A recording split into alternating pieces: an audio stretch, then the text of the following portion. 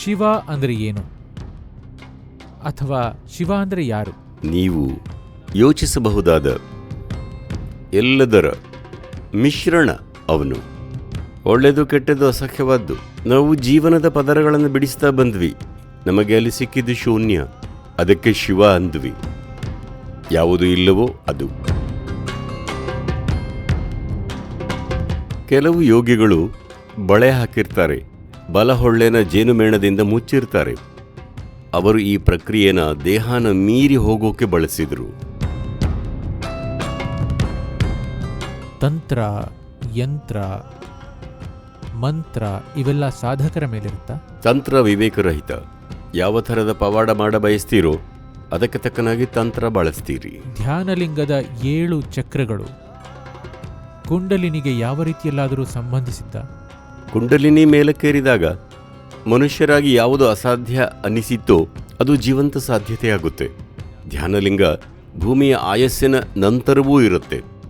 ಅದು ಕಲ್ಲಿನ ರೂಪದಿಂದ ತನ್ನನ್ನು ಮೇಲೇರಿಸಿಕೊಂಡಿರುವುದರಿಂದ.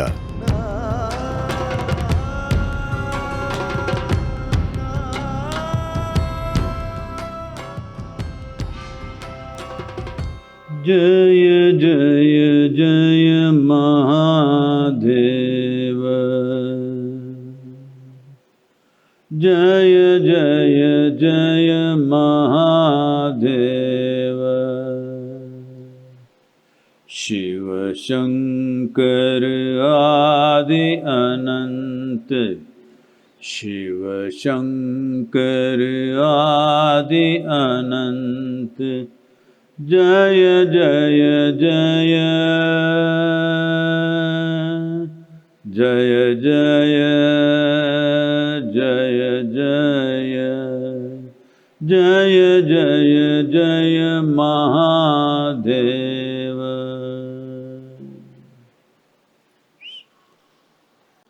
ನಮಸ್ಕಾರಂ. ನಮಸ್ಕಾರಂ ಸರ್. ಇವತ್ತು ವಿವೇಕ್ ದೇಬ್ರಾಯ್ ನಮ್ಮ ಜೊತೆ ಇದ್ದಾರೆ. ನೋಡಿ, ಇದು ಭಾರತ. ಇಲ್ಲಿ ಅರ್ಥಶಾಸ್ತ್ರಜ್ಞ ಪುರಾಣವನ್ನು ಬರೀಬಹುದು. ಈ ಥರದ್ದು ಸಾಧ್ಯವಾಗೋ ಏಕೈಕ ನಾಗರಿಕತೆ ಇದು. ದೇಶದ ಅತ್ಯುನ್ನತ ಕಚೇರಿಯಲ್ಲಿ ಇವರು ಆರ್ಥಿಕ ಸಲಹೆಗಾರರು. ಆದರೆ ಇಂತಹ ಅದ್ಭುತವಾದ ಕೆಲಸಗಳಿಗೆ ಅವರು ಹೇಗೆ ಸಮಯನ ಹೊಂದಿಸಿಕೊಳ್ತಾರೆ ಅಂತ ಗೊತ್ತಿಲ್ಲ. ಮೊದಲು ಮಹಾಭಾರತ, ಈಗ ಇದು. ನೋಡಿ, ಈ ನಾಗರಿಕತೆಯ ಅದ್ಭುತ ವಿಷಯ ಇದು. ಸಾಮಾನ್ಯವಾಗಿ ಜಗತ್ತಿನ ಬಹುತೇಕ ಭಾಗಗಳಲ್ಲಿ ಜನರು ಬೌದ್ಧಿಕವಾಗಿ ತುಂಬ ಸಕ್ರಿಯರಾಗುತ್ತಿದ್ದ ಹಾಗೆ ಮೊದಲು ಮಾಡೋ ಕೆಲಸ ಅಂದರೆ ವ್ಯವಸ್ಥಿತವಾದ ರಿಲಿಜಿಯನ್ ಅಂತೇನು ಇರುತ್ತೋ ಅದರಿಂದ ತಮ್ಮನ್ನು ಅನಿವಾರ್ಯವಾಗಿ ದೂರವಿಟ್ಟುಕೊಳ್ಳೋದು. ಯಾಕಂದರೆ ಕ್ರಿಯಾಶೀಲವಾಗಿರೋ ಬುದ್ಧಿಯ ಚೌಕಟ್ಟಲ್ಲಿ ಅದು ಯಾವತ್ತೂ ಸರಿ ಹೊಂದಲ್ಲ. ಇದೊಂದು ಅಪೂರ್ವ ನಾಗರಿಕತೆ. ನಿಮ್ಮ ಬುದ್ಧಿನ ಒಂದು ಮಟ್ಟಿಗೆ ಬಳಸಿದರೆ ಮಾತ್ರ ನಾವೇನು ಸನಾತನ ಧರ್ಮ ಅಥವಾ ಹಿಂದೂ ಜೀವನ ಪದ್ಧತಿ ಅಂತೀವಿ ಅದು ನಿಮ್ಮ ಬುದ್ಧಿಯ ಚೌಕಟ್ಟಲ್ಲಿ ಫಿಟ್ ಆಗುತ್ತೆ. ಇಲ್ಲದಿದ್ದರೆ ಆಗಲ್ಲ. ಈಗ ನಮ್ಮೊಂದಿಗೆ ವಿವೇಕ್ ದೇಬ್ರಾಯ್ ಇದ್ದಾರೆ. ಪ್ರಸಿದ್ಧ ಅರ್ಥಶಾಸ್ತ್ರಜ್ಞರು ಮತ್ತು ಈಗ ಬಹುಶಃ ಭವಿಷ್ಯದಲ್ಲಿ ಅವರು ತಮ್ಮ ಅರ್ಥಶಾಸ್ತ್ರಕ್ಕಿಂತ ಈ ಕೆಲಸಗಳಿಗೆ ಗುರುತಿಸಲ್ಪಡ್ತಾರೆ ಅನಿಸುತ್ತೆ. ಹಾಗಾಗಿ ಅವರೇ ಶುರು ಮಾಡಲಿ. ಯಾಕಂದರೆ ಇಲ್ಲಿ ಅವರು ವಿದ್ವಾಂಸರು, ನಾನೊಬ್ಬ ಅಜ್ಞಾನಿ ಅಷ್ಟೇ. ಧನ್ಯವಾದ ಸದ್ಗುರು ಮತ್ತು ಎಲ್ರಿಗೂ ನಮಸ್ಕಾರ. ನನ್ನ ಪಾಲಿನ ಮೊದಲ ಅದೃಷ್ಟ ಅಂದರೆ ನನಗೆ ಈ ಭಾಗ್ಯ ದೊರಕಿದ್ದು. ಆಕಸ್ಮಿಕನೋ ಅಥವಾ ಏನೋ, ಇವುಗಳನ್ನು ಸಂಸ್ಕೃತದಿಂದ ಇಂಗ್ಲಿಷಿಗೆ ಸಂಪೂರ್ಣವಾಗಿ ಅನುವಾದ ಮಾಡೋ ಅವಕಾಶ ಸಿಕ್ಕಿದ್ದು. ನನ್ನ ಉದ್ದೇಶ 18 ಮಹಾಪುರಾಣವನ್ನು ಅನುವಾದ ಮಾಡೋದು. ಶಿವಪುರಾಣ ಹೆಸರೇ ಹೇಳೋ ಹಾಗೆ ಇದು ಶಿವನ ಬಗ್ಗೆ. ತುಂಬ ದೀರ್ಘವಾದ ಪುರಾಣ. 75,000 ಶ್ಲೋಕ, 7 ಲಕ್ಷ ಪದಗಳು. ಶಿವಪುರಾಣದ ಈ 3 ಸಂಪುಟಗಳನ್ನು ನಾನು ಸದ್ಗುರುಗಳಿಗೆ ಅರ್ಪಿಸ್ತಿದ್ದೀನಿ. ನಾನಿಲ್ಲಿ ಈಶಾದಲ್ಲಿ ನಿಮ್ಮೆಲ್ಲರ ಮುಂದೆ ಇದ್ದೀನಿ. ಇವತ್ತು ಸದ್ಗುರುಗಳ ಹತ್ರ ಶಿವನ ಬಗ್ಗೆ ಪ್ರಶ್ನೆಗಳನ್ನು ಕೇಳೋ ಸೌಭಾಗ್ಯ ನನಗೆ ಸಿಕ್ಕಿದೆ. ಸದ್ಗುರುಗಳಿಗೆ ನನ್ನ ಮೊದಲ ಪ್ರಶ್ನೆ, ಶಿವ ಅಂದರೆ ಏನು? ಅಥವಾ ಶಿವ ಅಂದರೆ ಯಾರು? ನನ್ನ ಉತ್ತರಗಳಿಂದ ಜನರನ್ನು ತತ್ತರಿಸೋ ಹಾಗೆ ಮಾಡ್ತೀನ ಗೊತ್ತಿಲ್ಲ, ಆದರೆ ಗಾಳಿಯಂತೂ ಆ ಕೆಲಸ ಮಾಡ್ತಿದೆ.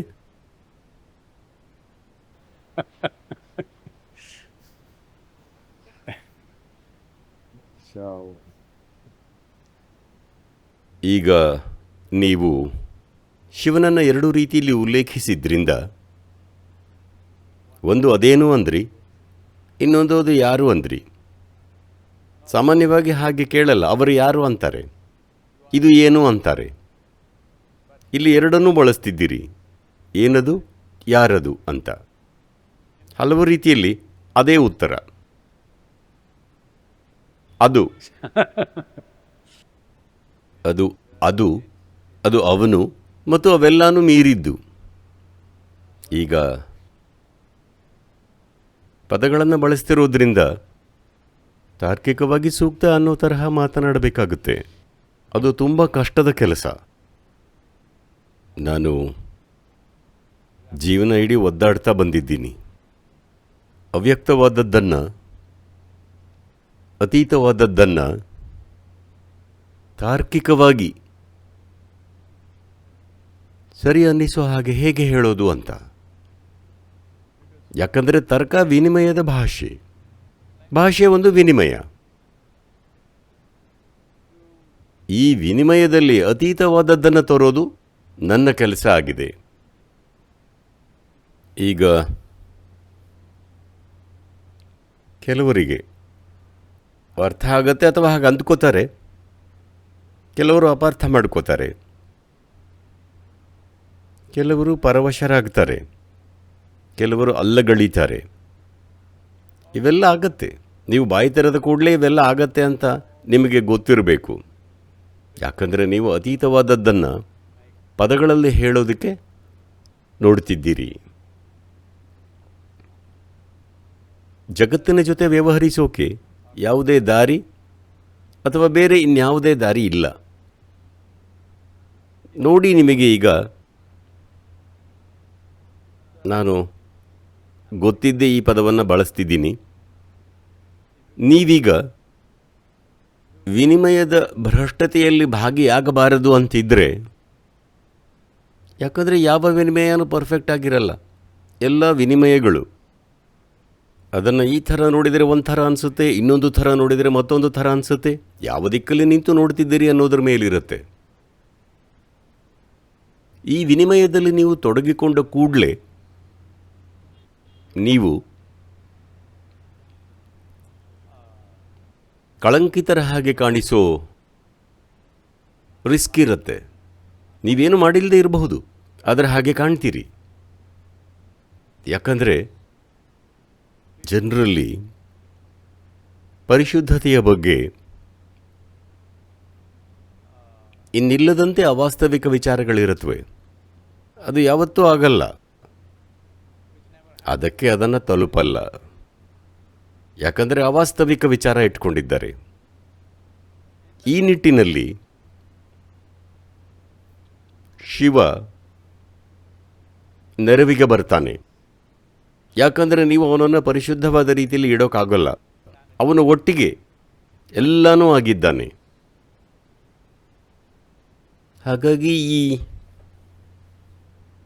ಈ ವ್ಯಕ್ತಿ ಅಥವಾ ಈ ವ್ಯಕ್ತಿತ್ವ ಅವನು ವಿಲಕ್ಷಣ ಜೀವಿಗಳೊಂದಿಗೆ ಇರ್ತಾನೆ. ಈಗಷ್ಟೇ ಕೊಂದಿರೋ, ಇನ್ನೂ ರಕ್ತ ತೊಟ್ಟಿಕ್ತಿರೋ ಆನೆಯ ಚರ್ಮನ ಧರಿಸ್ತಾನೆ. ಅವನು ಪೂರ್ತಿ ಉನ್ಮತ್ತನಾಗಿರ್ತಾನೆ. ಅವನಲ್ಲಿ ಧನಾತ್ಮಕ ಅಂಶಗಳೂ ಸಹ ಇವೆ. ಯಾಕಂದರೆ ನೀವು ಯಾವುದನ್ನು ಪಾಸಿಟಿವ್ ಅಂತೀರಿ ಅದನ್ನು ಒಪ್ಪಿಕೊಳ್ಳೋದು ತುಂಬ ಸುಲಭ. ನೀವು ಯಾವುದನ್ನು ನೆಗೆಟಿವ್ ಅಂತೀರಿ ಅದನ್ನು ಒಪ್ಪಿಕೊಳ್ಳೋದು ತುಂಬ ಕಷ್ಟ. ಹಾಗಾಗಿ ನಾನು ಬರೀ ನೆಗೆಟಿವ್ ಬಗ್ಗೆ ಹೇಳ್ತಿದ್ದೀನಿ. ಅಂದರೆ ಅವನು ನೀವೇನೇನೆಲ್ಲ ಯೋಚಿಸಬಹುದೋ ಅದರ ಮಿಶ್ರಣ, ಧನಾತ್ಮಕ, ಒಳ್ಳೆಯದು, ಕೆಟ್ಟದ್ದು, ಅಸಹ್ಯವಾದ್ದು ಅಂತ ಸಾಮಾನ್ಯ ಪದಗಳಲ್ಲಿ ಹೇಳೋಣ. ಎಲ್ಲನೂ ಒಂದೇ ವ್ಯಕ್ತಿಯಲ್ಲಿದೆ. ಅವನು ಯಾಕೆ ಹಾಗಿದ್ದಾನೆ? ಯಾಕಂದರೆ ಅವನು ವ್ಯಕ್ತ ಮತ್ತು ಅವ್ಯಕ್ತ ಸೃಷ್ಟಿಯ ಸಾಕಾರ ರೂಪವಾಗಿದ್ದಾನೆ. ಅವನು ಒಟ್ಟಿಗೆ ಶೂನ್ಯವೂ ಸಕಲವೂ ಆಗಿದ್ದಾನೆ. ಶಿವ ಅಂದರೆ ಯಾವುದು ಇಲ್ಲವೋ ಅದು. ಅವನು ಅವ್ಯಕ್ತ. ಅದರ ಜೊತೆಗೆ ಅವನು ಮಹಾದೇವನೂ ಹೌದು. ಅಂದರೆ ಅವನು ಸೃಷ್ಟಿಯ ಮೂಲ ಕೂಡ ಮತ್ತು ಅವನು ಲಯಕಾರ ಕೂಡ. ಎಲ್ಲವೂ ಒಬ್ಬನಲ್ಲೇ. ಸೃಷ್ಟಿ ಕೂಡ ಹಾಗೆ ಆಗ್ತಿದೆ, ಎಲ್ಲ ಒಂದರಲ್ಲೇ, ಯಾವುದೂ ಪ್ರತ್ಯೇಕವಾಗಿ ಆಗ್ತಿಲ್ಲ. ಈಗ ನಾನು ಹೇಳ್ತಿರೋದು ನಮ್ಮ ತಾರ್ಕಿಕ ಮನಸ್ಸು ಯಾವುದೋ ಒಂದಕ್ಕೆ ಫೋಕಸ್ ಆಗಿರುತ್ತೆ ಅಥವಾ ಎಲ್ಲದರ ಕಿರುನೋಟ ಹೊಂದಿರುತ್ತೆ. ಹಾಗಾಗಿ ಶಿವನನ್ನು ಒಪ್ಪಿಕೊಳ್ಳೋದು ತುಂಬ ಕಷ್ಟವಾಗುತ್ತೆ. ಜನರು ದೂರದಿಂದ ಅವನನ್ನು ಪೂಜೆ ಮಾಡಬಹುದು. ಅದರ ನಿಮ್ಮ ಸುತ್ತ ಆ ಥರದ ವ್ಯಕ್ತಿ ಇದ್ದಿದ್ದರೆ ನಿಮಗೆ ಅವನನ್ನು ಒಪ್ಪಿಕೊಳ್ಳೋಕ್ಕಾಗಲ್ಲ. ನಿಮಗೆ ಅವನನ್ನು ಒಪ್ಪಿಕೊಳ್ಳೋಕ್ಕಾಗಲ್ಲ, ಆದರೆ ಅವನನ್ನು ಪೂಜಿಸ್ತೀರಿ. ಅದು ಸರಿಯಲ್ಲ. ಮೊದಲು ನೀವು ಅವನನ್ನು ಒಪ್ಪಿಕೊಳ್ಳಬೇಕು, ಆಮೇಲೆ ಪ್ರೀತಿಸಬಹುದು, ಆಮೇಲೆ ಪೂಜಿಸಬಹುದು. ನೀವು ಸೀದಾ ಪೂಜಿಸೋದು ನಿಮ್ಮದೇ ಆದ ಅಗತ್ಯಗಳಿಗಾಗಿ, ನಿಮ್ಮ ಅಸಮರ್ಥತೆಗಳನ್ನು ಸರಿದೂಗಿಸೋಕೆ ನೋಡ್ತಿದ್ದೀರಿ. ಯಾವುದಕ್ಕೋ ಮುಖ ತಿರುಗಿಸಿಕೊಂಡ್ರೆ ವಾಸ್ತವನ ನೋಡಲ್ಲ. ಏನನ್ನೋ ನಿರ್ಲಕ್ಷಿಸೋದು ಅದೇನೋ ಅಂತ ತಿಳಿದುಕೊಳ್ಳೋ ರೀತಿ ಅಲ್ಲ. ಹಾಗಾಗಿ ಈಗದು ವ್ಯಕ್ತ ಅವ್ಯಕ್ತ ಎರಡೂ ಆಗಿರೋದ್ರಿಂದ ಸಂಗತಿಗಳನ್ನು ಬಿಡಿಯಾಗಿ ನೋಡೋದು ಅಂದಾಗ ನಮ್ಮ ಪ್ರಕಾರ ವಿಜ್ಞಾನ ಅದೇ ಆಗಿದೆ. ನಾವು ಎಲ್ಲನೂ ಪ್ರತ್ಯೇಕವಾಗಿ ನೋಡ್ತಿದ್ದೀವಿ. ಬಹುಶಃ ಈಗೊಂದು 3-4 ಅಥವಾ 5 ದಶಕಗಳ ಹಿಂದೆ ವೈದ್ಯಕೀಯ ವಿಜ್ಞಾನ ಹೀಗೆ ಕೆಲಸ ಮಾಡ್ತಿತ್ತು. ಜನರು ಲಿವರ್ ಒಂದು ಸಂಗತಿ, ಹೃದಯ ಇನ್ನೊಂದು, ಮೆದುಳು ಇನ್ನೊಂದು ಸಂಗತಿ, ಸ್ಪ್ಲೀನ್ ಮತ್ತೊಂದು, ಕರುಳು ಇನ್ನೊಂದು ಸಂಗತಿ ಅಂದುಕೊಂಡಿದ್ರು. ಆದರೆ ಇವತ್ತು ಗೊತ್ತಾಗಿದೆ, ವೈದ್ಯಕೀಯ ವಿಜ್ಞಾನ ಈಗ ಅದನ್ನು ಆ ನಿಟ್ಟಿನಲ್ಲಿ ಮಾತಾಡಲ್ಲ. ಅವರೀಗ ಮೆದುಳಿನಲ್ಲಿ ಇರೋದಕ್ಕಿಂತ ಹೆಚ್ಚು ಮೆದುಳು ಕರುಳಿನಲ್ಲಿದೆ, ಕರುಳಿನಲ್ಲಿ ಇರೋದಕ್ಕಿಂತ ಹೆಚ್ಚು ಹೊಲಸು ಮೆದುಳಿನಲ್ಲಿದೆ ಅಂತಿದ್ದಾರೆ. ಇದು ಸತ್ಯ. ಗಟ್ ಬ್ರೈನ್ ಅಂತಿದೆ. ನೋಡಿ, ಯೋಗದಲ್ಲಿ ಯೋಗ ಅನ್ನೋ ಪದದ ಅರ್ಥ ಇದು. ನೀವು ಎಲ್ಲವನ್ನೂ ಒಂದಾಗಿ ನೋಡ್ತೀರಿ. ಹಾಗಾಗಿ ಒಬ್ಬ ಯೋಗಿಗೆ ಸಹಜವಾಗಿ ಶಿವನೇ ಆರಾಧ್ಯ ದೈವ. ಯಾಕಂದರೆ ಅವನು ಆ ಐಕ್ಯತೆಯ ಸಾಕಾರ ರೂಪ. ಈಗ ನಿಮ್ಮ ಮೊದಲ ಪ್ರಶ್ನೆ ಅದು ಏನು ಅಂತ ಉತ್ತರಿಸೋದಾದರೆ ಅದು ಅಲ್ಲ. ಈಗ ಆಧುನಿಕ ವಿಜ್ಞಾನವೂ ಇದನ್ನೇ ಹೇಳ್ತಿದೆ. ತುಂಬ ಕಾಲದವರೆಗೆ ನಾವು ಎಲ್ಲವೂ ಒಂದು ರೀತಿಯ ದ್ರವ್ಯರಾಶಿ, ಶಕ್ತಿ ಅಂತೆಲ್ಲ ಅಂದುಕೊಂಡ್ವಿ. ಆದರೆ ಆಮೇಲೆ ಗೊತ್ತಾಯಿತು ದ್ರವ್ಯರಾಶಿ ಒಂದು ಭ್ರಮೆ, ಎಲ್ಲವೂ ಶಕ್ತಿ ಅಂತ. ನಾವು ಈಗ ಮೂಲಭೌತಶಾಸ್ತ್ರದಲ್ಲಿ ಶಕ್ತಿ ಕೂಡ ಒಂದು ಭ್ರಮೆ ಅಂತ ನೋಡ್ತಿದ್ದೀವಿ. ಎಲ್ಲವೂ ಶೂನ್ಯದಿಂದ ಬಂದು ಶೂನ್ಯಕ್ಕೆ ಮರಳುತ್ತೆ. ಸಾಮಾಜಿಕವಾಗಿ ನಥಿಂಗ್ ನೆಗೆಟಿವ್ ಪದ. ನಾವು ಯಾರನ್ನಾದರೂ ನೀವು ನೋ ಥಿಂಗ್ ಅಂದರೆ ಅವರಿಗೆ ಅವಮಾನ ಆಗುತ್ತೆ. ಹಾಗಾಗಿ ಅದನ್ನು ನೋ ಥಿಂಗ್ ಅಂತ ಹೇಳೋದು ಒಳ್ಳೆಯದು. ಈಗ ನೀವು ಅದು ಏನು ಅಂತ ಪ್ರಶ್ನಿಸಿದರೆ ಅದು ಸರಿಯಾದ ಪ್ರಶ್ನೆ ಅಲ್ಲ. ಅದು ಅಲ್ಲ. ಯಾಕಂದರೆ ಅದು ಶೂನ್ಯ.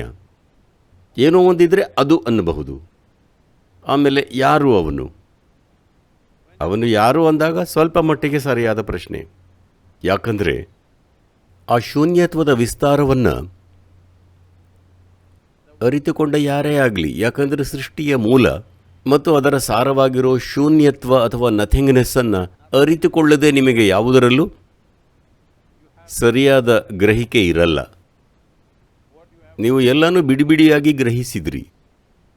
ಇದು ಹೇಗಂದರೆ, ಇಂದ್ರಿಯಗಳ ಮೂಲಕ ಗ್ರಹಿಸಿ ಅಥವಾ ನಮ್ಮ ಬುದ್ಧಿಯಿಂದ ಗ್ರಹಿಸಿ ಅಥವಾ ನಮ್ಮ ಬುದ್ಧಿಯಿಂದ ಅರ್ಥ ಮಾಡಿಕೊಂಡು ನಮಗೇನೋ ಗೊತ್ತು ಅಂದುಕೊಳ್ಳೋದು ಹೇಗಂದರೆ, ನಾನು ನಿಮಗೆ ಕೋಟಿಗಟ್ಟಲೆ ಜಿಗ್ಸಾ ಪೀಸ್ಗಳನ್ನು ಕೊಟ್ಟರೆ ನೀವು ಅದರಲ್ಲಿ 12 ಪೀಸ್ ತಗೊಂಡು ಒಟ್ಟಿಗೆ ಜೋಡಿಸಿ ಓ ಇದು ಆನೆ ಅಂದ ಹಾಗೆ.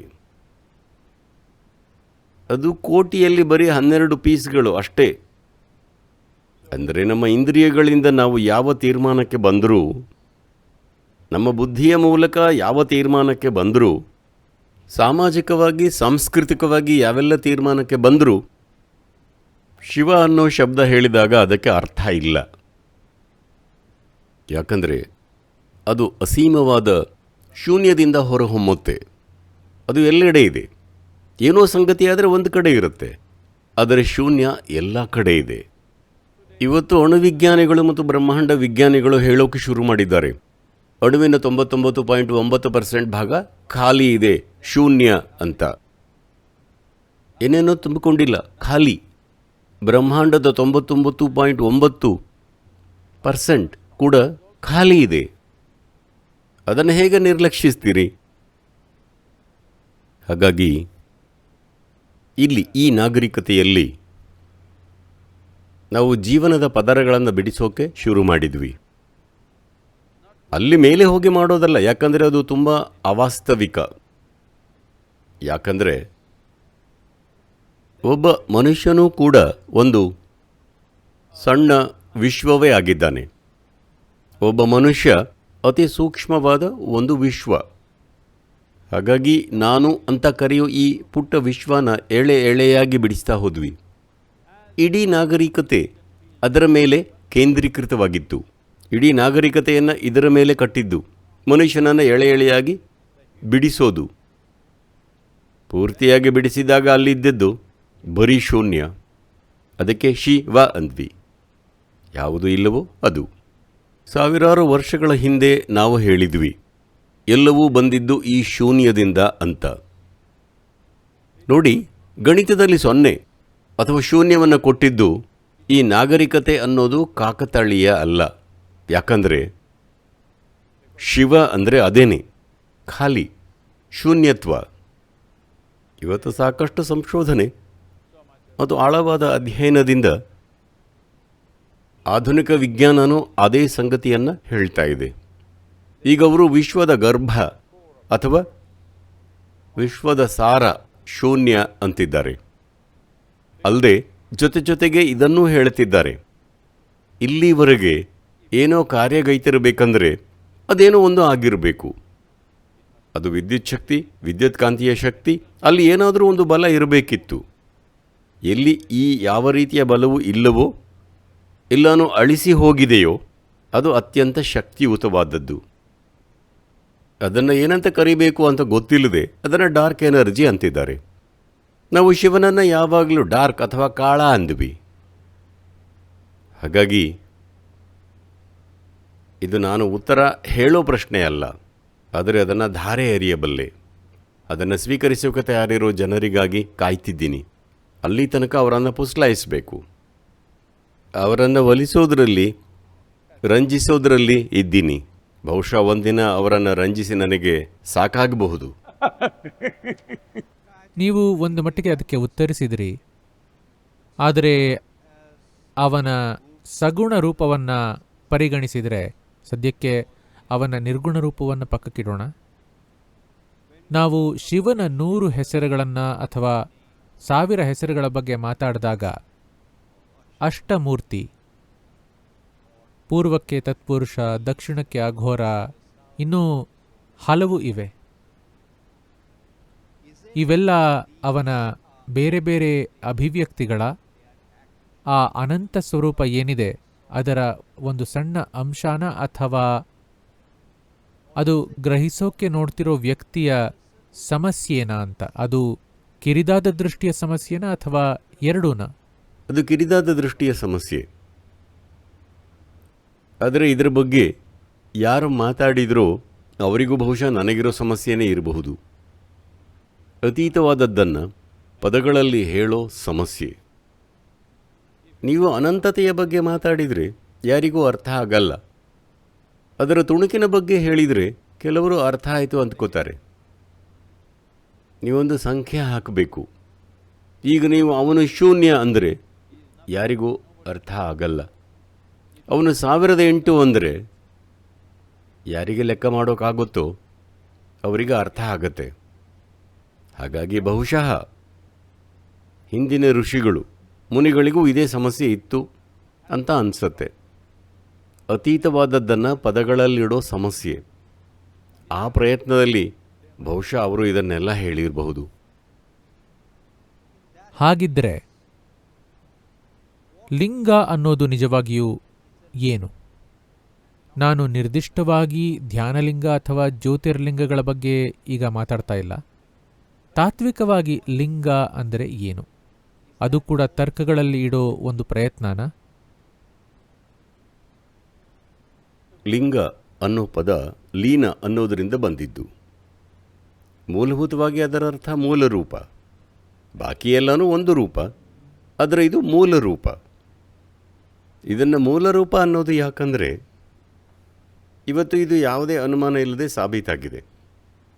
ಇವತ್ತು ವಿಜ್ಞಾನಿಗಳ ಹತ್ತಿರ ಬಿಗ್ ಬ್ಯಾಂಗ್ ಆದಾಗ ಏನಾಗಿರಬಹುದು ಅನ್ನೋದಕ್ಕೆ ಕಂಪ್ಯೂಟರ್ ಸಿಮ್ಯುಲೇಷನ್ ಇದೆ.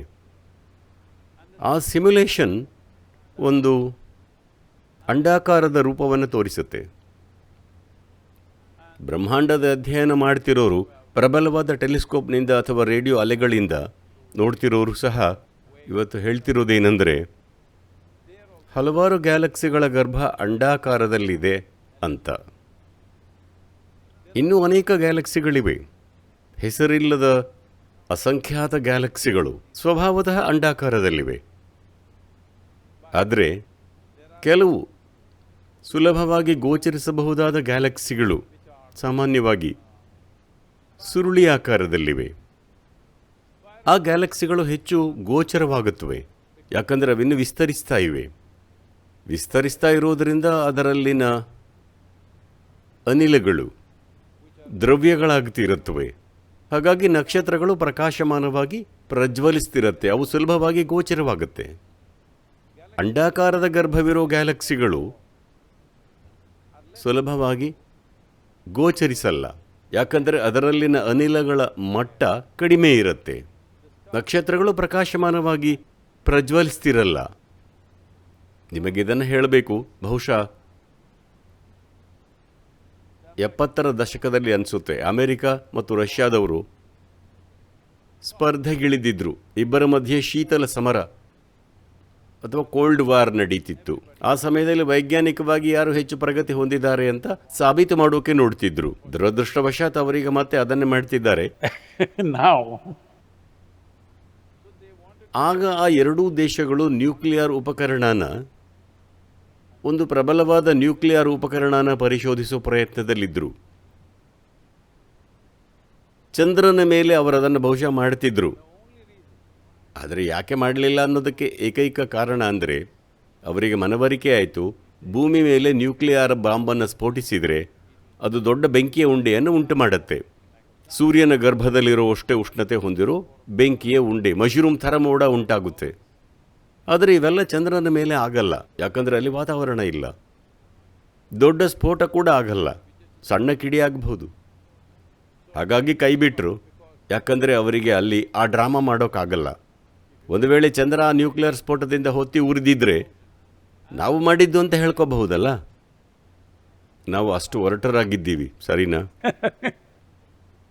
ಆದರೆ ಅವರು ಮಾಡಲಿಲ್ಲ. ಅದೃಷ್ಟವಶಾತ್ ಚಂದ್ರನಲ್ಲಿ ವಾತಾವರಣ ಇಲ್ಲ. ಸಿಡಿಸಿದ್ರೂ ಸಹ ಅಲ್ಲಿ ಹೆಚ್ಚೇನು ಮಾಡೋಕ್ಕಾಗೋಲ್ಲ. ಅದನ್ನೇ ನಾನು ಹೇಳ್ತಿರೋದು. ಎಲ್ಲಿ ಅನಿಲಗಳಿರಲ್ವೋ, ಎಲ್ಲಿ ಅನಿಲ ಪದಾರ್ಥಗಳು ಕಮ್ಮಿ ಇರುತ್ತೋ ಅಥವಾ ತೆಳುವಾಗಿರುತ್ತೋ ಅಲ್ಲಿ ಉರಿತಿರೋ ನಕ್ಷತ್ರದ ಪ್ರಕಾಶ ಕಾಣಿಸಲ್ಲ. ಇದರಿಂದಾಗಿ ಅಂಡಾಕಾರದ ಗರ್ಭ ಹೊಂದಿರೋ ಗ್ಯಾಲಕ್ಸಿಗಳು ಹೆಚ್ಚು ಗೋಚರವಾಗಲ್ಲ. ಸುರುಳಿಯಾಕಾರದ ಗ್ಯಾಲಕ್ಸಿಗಳು ಹೆಚ್ಚು ಗೋಚರವಾಗುತ್ತವೆ. ಆದರೆ ಇದು ಸಾಬೀತಾಗಿದೆ. ಬಹುತೇಕ ಗ್ಯಾಲಕ್ಸಿಗಳ ಗರ್ಭ ಸ್ವಭಾವತಃ ಅಂಡಾಕಾರದಲ್ಲಿದೆ. ಸೌರವ್ಯೂಹದ ಚಲನೆ ಕೂಡ ಅಂಡಾಕಾರದಲ್ಲಾಗ್ತಿದೆ.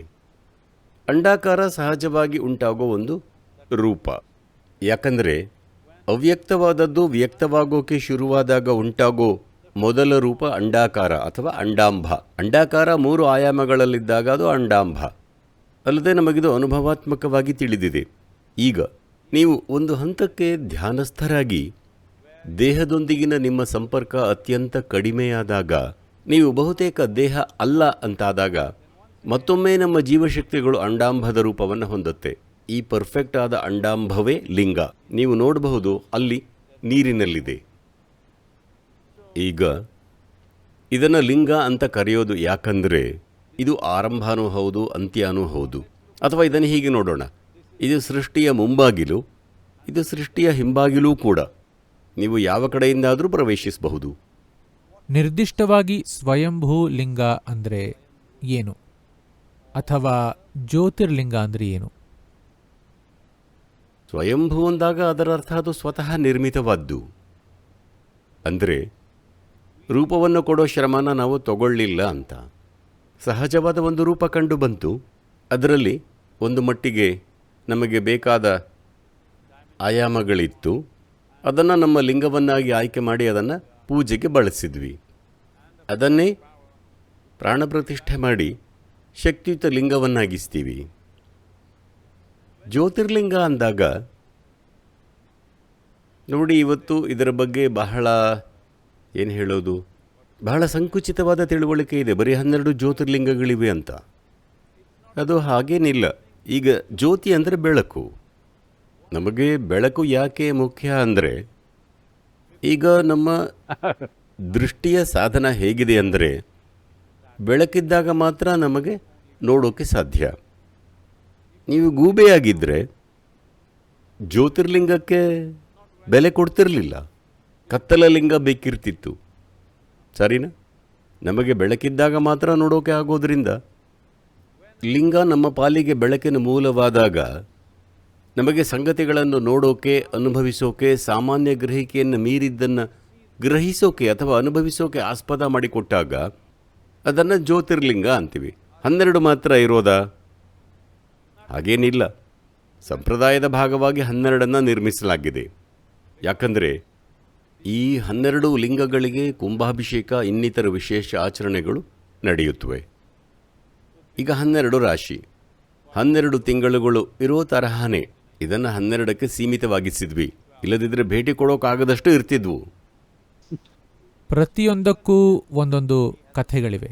ಆ ಜ್ಯೋತಿರ್ಲಿಂಗಗಳ ಕಥೆಗಳಲ್ಲಿ ನಿಮಗೆ ತುಂಬ ಇಷ್ಟವಾದ ಕಥೆ ಯಾವುದಾದ್ರೂ ಇದೆಯಾ? ನಾನು ಅದಕ್ಕಿಂತ ಇದು ಹೆಚ್ಚು ಅಂತ ಹೇಳೋಕ್ಕೆ ಬಯಸೋಲ್ವಾ? ಇಲ್ಲ, ಹಾಗಲ್ಲ. ನಾನು ಈ ವಿಷಯಗಳಲ್ಲಿ ತುಂಬಾ ಅಜ್ಞಾನಿ.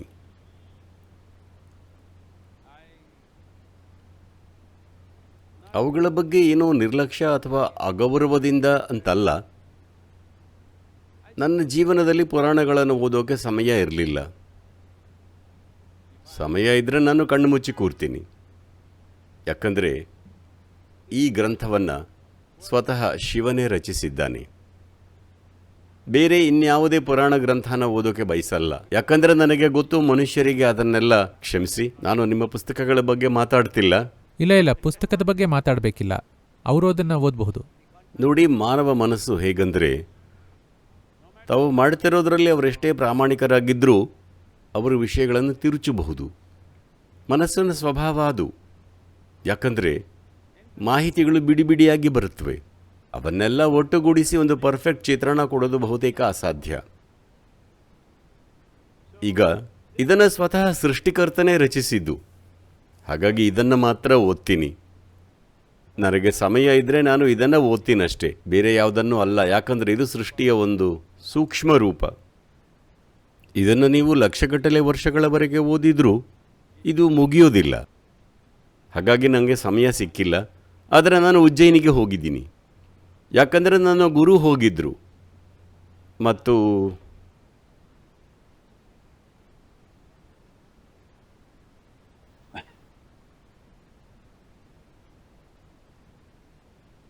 ಅವರು ನನ್ನ ಪಾಲಿಗೆ ಆ ಕಾರಕ ಶಕ್ತಿಯಾದರು. ನಾನು ಎಲ್ಲ ಥರದ ಸಾಧನ ಅಧ್ಯಯನ ಎಲ್ಲನೂ ಬೇರೆಲ್ಲೋ ಮಾಡಿದ್ದೆ. ಆದರೆ ಆ ಶಕ್ತಿ ಇಲ್ಲದೆ ಏನೂ ಆಗಲಿಲ್ಲ. ಏನೇನೋ ಹಲವು ಸಂಗತಿಗಳಾದವು, ಆದರೆ ಯಾವುದು ಯೋಗ್ಯವಾಗಿರಲಿಲ್ಲ. ಅವರು ಅಲ್ಲಿಗೆ ಹೋಗಿದ್ದರಿಂದ ನನಗೆ ಗೊತ್ತಿತ್ತು ಅವರು ಹೋಗಿದ್ರು ಅಂತ, ಹಾಗಾಗಿ ನಾನು ಹೋದೆ. ಉಜ್ಜಯಿನಿಯಲ್ಲಿ ಮಹಾಕಾಳ ಇರೋದು. Mahakal means great nothingness or great time. ನೋಡಿ, ಈ ಭಾಷೆಯಲ್ಲಿ, ಸಂಸ್ಕೃತ ಭಾಷೆಯಲ್ಲಿ ನೀವದರಲ್ಲಿ ಪರಿಣಿತರು, ನಾನಲ್ಲ. ಕಾಲ ಅಂದರೆ ಸಮಯ, ಕಾಲ ಅಂದರೆ ಕತ್ತಲು ಅಂತಲೂ ಹೌದು. ಕತ್ತಲು ಅಂದರೆ ಶೂನ್ಯ. ಕತ್ತಲು ಸಾಧ್ಯವಾಗೋದು ಅಲ್ಲೇನೂ ಇಲ್ಲದಿದ್ದಾಗ. ಈಗ ಇಲ್ಲಿ ಗಾಳಿ ಇದೆ, ಯಾಕಂದರೆ ನಿಜವಾದ ಕತ್ತಲು ಸಾಧ್ಯ. ಯಾಕಂದರೆ ಗಾಳಿ ಕೂಡ ಒಂದಿಷ್ಟು ಪ್ರಮಾಣದ ಬೆಳಕನ್ನು ಪ್ರತಿಫಲಿಸುತ್ತೆ. ಮನುಷ್ಯರ ಕಣ್ಣಿಗೆ ಕಾಣಿಸುವ ಮಟ್ಟಕ್ಕೆ ಅಲ್ಲ, ಆದರೆ ಒಂದು ಮಟ್ಟಿಗೆ ತಡೆಯುತ್ತೆ. ಯಾಕಂದರೆ ಗಾಳಿ ಸಂಪೂರ್ಣವಾಗಿ ಶುದ್ಧವಾಗಿರಲ್ಲ. ನೀವು ದೆಹಲಿಯವರು, ನಿಮಗೆ ಗೊತ್ತಿರುತ್ತೆ. ದೆಹಲಿಯಲ್ಲಿ ಗಾಳಿ ಕಣ್ಣಿಗೆ ಕಾಣಿಸುತ್ತೆ.